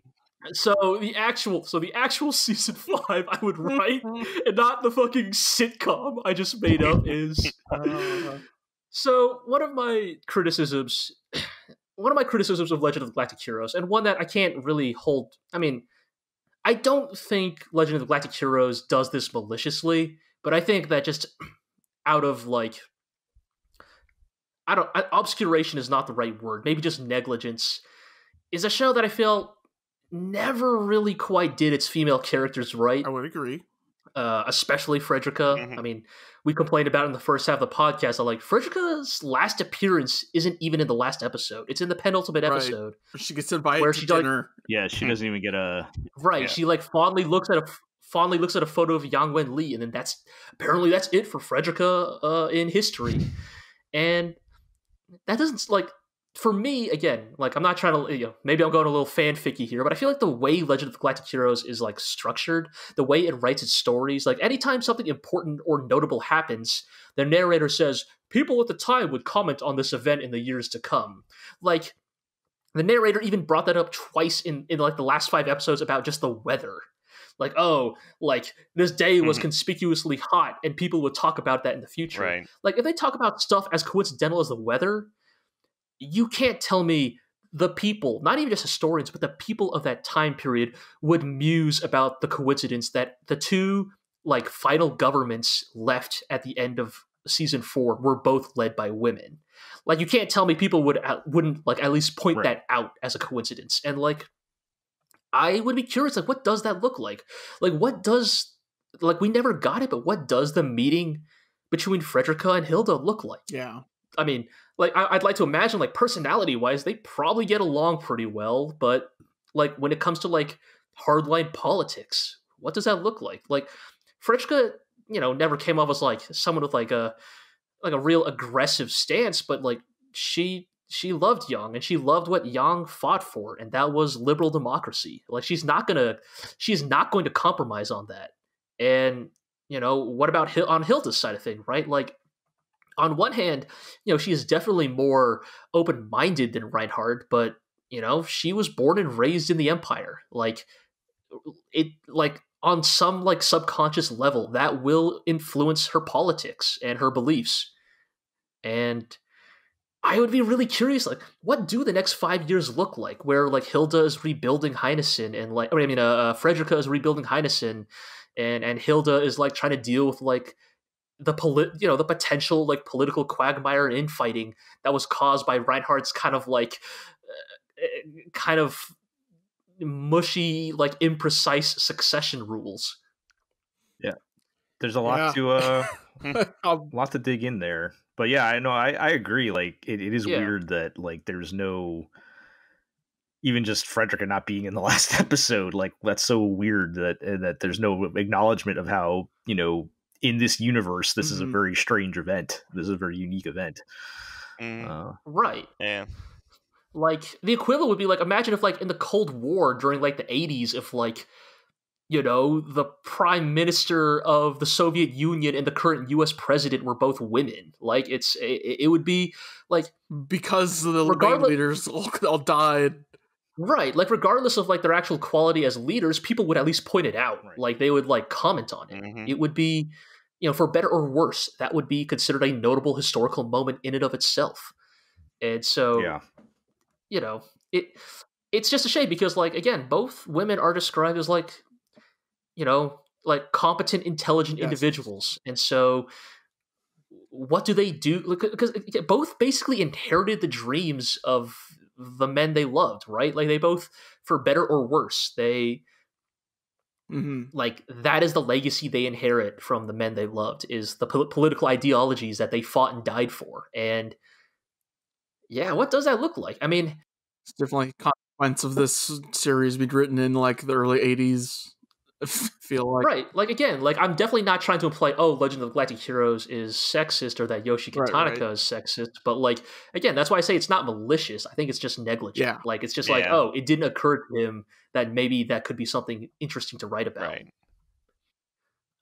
And then kind of related to that is, right, like Julian said he's going to remain a soldier to fight against autocracy, and I'm kind of beginning to wonder, like, remember, like, for every like Mittermeier and like Mueller and even like Bittenfeld, like you got your Grillpalzers and Knapsteins, right? Like remember the conversation they had like about like how as this era of war turns towards peace, there will be less opportunity for men like us to rise through the ranks. And how do we know that? Like, sure, Hilda thinks it's important to enforce this treaty of leaving Heinessen and autonomous zone, but how many like small time Empire admirals are going to be like, oh, but I could win glory and honor for myself if I just like mosey on over to Heinessen and beat them up for a little while? And like how would Soldier Julian because Hilda that's kind of, I guess I was kind of trying to get into that a little bit earlier, but like Hilda has the loyalty of, like Mittermeier and like the top guys, but there's a lot of people in the Empire. Like, is everybody just going to accept this situation, or are they going to see this as an opportunity for themselves to, they wouldn't have tried anything with Reinhard around, but oh no, a woman's in charge. We can, do what we want or whatever. I think there's a lot of potential for that happening.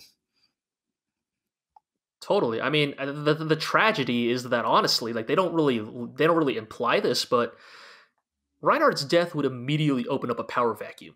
Like, not just within the Empire itself, like everyone would be trying to like get in on that, right? Even Fazan, people would immediately start to try and fill that vacuum in one way or another. And honestly, like the tragedy is like, realistically, they'd probably fight another civil war in the next decade. Right. Like the Empire. Mm-hmm. Like just because, when you have a ruler like Reinhard die on the terms he does, and again, not really leave behind a good set of written instructions on how to pick your next successor, when you literally said, like on a mic, like, if my son isn't qualified to rule, then you're allowed to usurp him. Like, dog, he's a baby. Like, what if he doesn't even have time to become competent enough to rule the galaxy because you set the precedent that it's okay to shoot a baby and become the new Kaiser? Like, right. Yep. I'm just whatever imagining happened to Kaiser and Catherine or whatever. They kind of just. Yeah, I actually don't even remember. It's probably just being taken care of by a maid, I guess. That does make me think of like 10 years in the future. I could not tell you. Like, since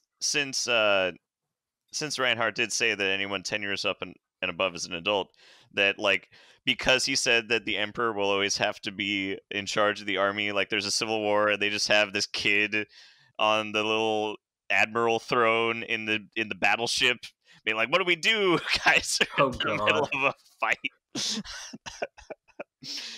I mean, again, it's like it's one of those things where it's like, for better or worse, Reinhard really leaves the Empire and kind of like in a weirdly unstable position. Honestly, like he has left behind very competent individuals like Mittermeier and Hilda, but the context of the world he left for them is actually weirdly contentious. And that's what I was saying. Like, it's easy to just assume, oh, well, Hilda is in charge and she has Mittermeier, and I'm sure they'll do a good job. And yeah, they'll probably do the best they can, but like just to assume that everything's going to go well, that's not how things go. That's pretty much what the entire series has been proving. Like, there's so many factors in play. It's impossible to say, what's going to happen. Yeah. The legend ends and history begins. Exactly. No matter the time, no matter the age, the deeds of men remain the same. Yeah. Well, I think with that, we're going to start wrapping up this podcast. But just in case, if anybody here has any final stray thought that they didn't get a chance earlier to say, like, the podium is open. This is your last chance. So, can any of us figure out how to say the name of the Kaiser's temporary residence on Fazan? No. No, not even close. I was gonna say, can anyone here pronounce Sohn's last name? Soul's Critter or whatever. Like can't even. Or what Nui San Sushi actually is pronounced like. Did we ever figure that one out? Basically, how much call it New San Sushi, but basically how much we just call basically it how much San German Sushi. have we butchered in the process of the past yes, it would be. I can only imagine Aqua listening to us pronounce these names. Yeah, look, we're all Americans. We're all dumb Americans who speak exclusively English and maybe not even that good English in and of itself. So what can you really expect from us at this point? I mean, I'm sure even the original Japanese pronunciation of German is probably hilariously butchered too. Right. Let's be honest. I mean, oh yeah, what's the German? The first opening, which is complete garbage. Makes no goddamn sense. It's apparently not even a functional German sentence. Right. But yeah, all right. Well, if that's all said and done, then I think we're gonna finally finish this up. So we're finally gonna. This is the last conventional podcast, the last conventional episode of Legend of the GLORIO Heroes. To all you listeners, thank you so much. For sticking with us. It's been an honor. Thank you for all the comments, and thank you for pointing out all the things we missed. We miss a lot of things, even in these 3-hour podcasts, but it's been a ride, and I'm glad you stuck along all the way. It's the end of an era, but we're not quite done yet. So we're still figuring out the details of when it will air, but we have one last GLORIO Heroes podcast left, where we're going to basically kind of talk about our thoughts and feelings about the series as a whole. That doesn't mean we're going to be recapping seasons 1 through 4, but more, we'll be getting into our thoughts and feelings about the show as a whole, its place in history, the themes and kind of what they represent, kind of similar to our season 1 recap podcast. Why does this story stick with us? And really just lay it all out there on the field, basically. Just completely empty the tank on all of us on Legend of the Galactic Heroes. So that's probably going to come out sometime next year. It may not come out in 2 weeks like this one. We're still figuring out the scheduling, but we definitely want to get to that. So, stay tuned. But with that, I think that's going to do it. So, as always, you can listen to the podcast and read the rest of our content at theglorioblog.com.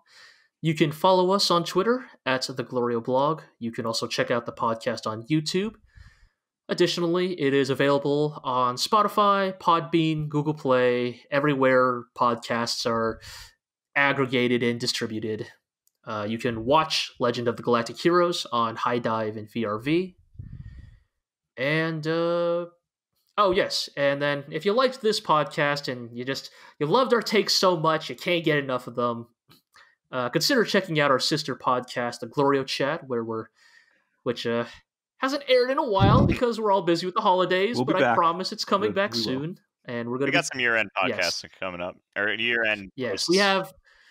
Yes, we got some scorching hot takes on the anime of 2019. You can also listen to GLORIO's King of the Kaiju, where a couple of our GLORIO British correspondents talk about big rubber suits. And I think that's going to do it. So, Marlon, thank you for joining us. Thank you. Iro, my co-host, my mirror, my shadow, my whatever other metaphor I could come up with for my for my counterpart, my traveling buddy, my +1 in the sea of stars. Thank you for accompanying me on this journey. Thank you for listening to my dumb idea about how we should do a podcast about this 110 episode anime that we've been watching for over a year. Thank you for agreeing to put on my conquest is the Sea of Stars at your house all those months ago. Over a year ago, right? When we barely even knew these characters. It's been a ride. It's been a ride, and I wouldn't have done it with anyone else. But one more trip, one more left. And I keep saying one more, but also I'm gonna be real. We haven't watched the Gaiden series yet. And, okay, we're gonna cut this off for now. I'm not making any promises, but we are definitely. I'm not saying we're gonna record a podcast, but we're definitely watching the Gaiden series. And you have to let us know. Oh shit! I'm sorry. I can't believe I'm doing this right now. Sorry, we got to go back. I got one last plot line for season 5. All right. I'm gonna keep running this. I'm gonna keep running this tape. I'm the host. I can do this. One last plot point for season 5. Schumacher goes back to his farm on Fazan and finds that his men have split apart and gone their separate ways. And he said he went MIA to fight against some space pirates. Well, let's say he was board in that ship and was fighting the space pirates, and he ran into one orange-haired drifter who just wouldn't stop making jokes about his age and women by the name. And it turns out it was none other than famous space pirate Olivier Poplin, who is retired from the Iserlohn fleet. And the two team up to go on space adventures and find Schumacher's remaining crewmates. So tune in for that spin-off, that arc in season 5 where Schumacher and Poplin team up to fight crime. But okay, now that I've got that out of my system, now I can say thank you all for accompanying us on this journey. And one last time, I will see you all amongst the Sea of Stars.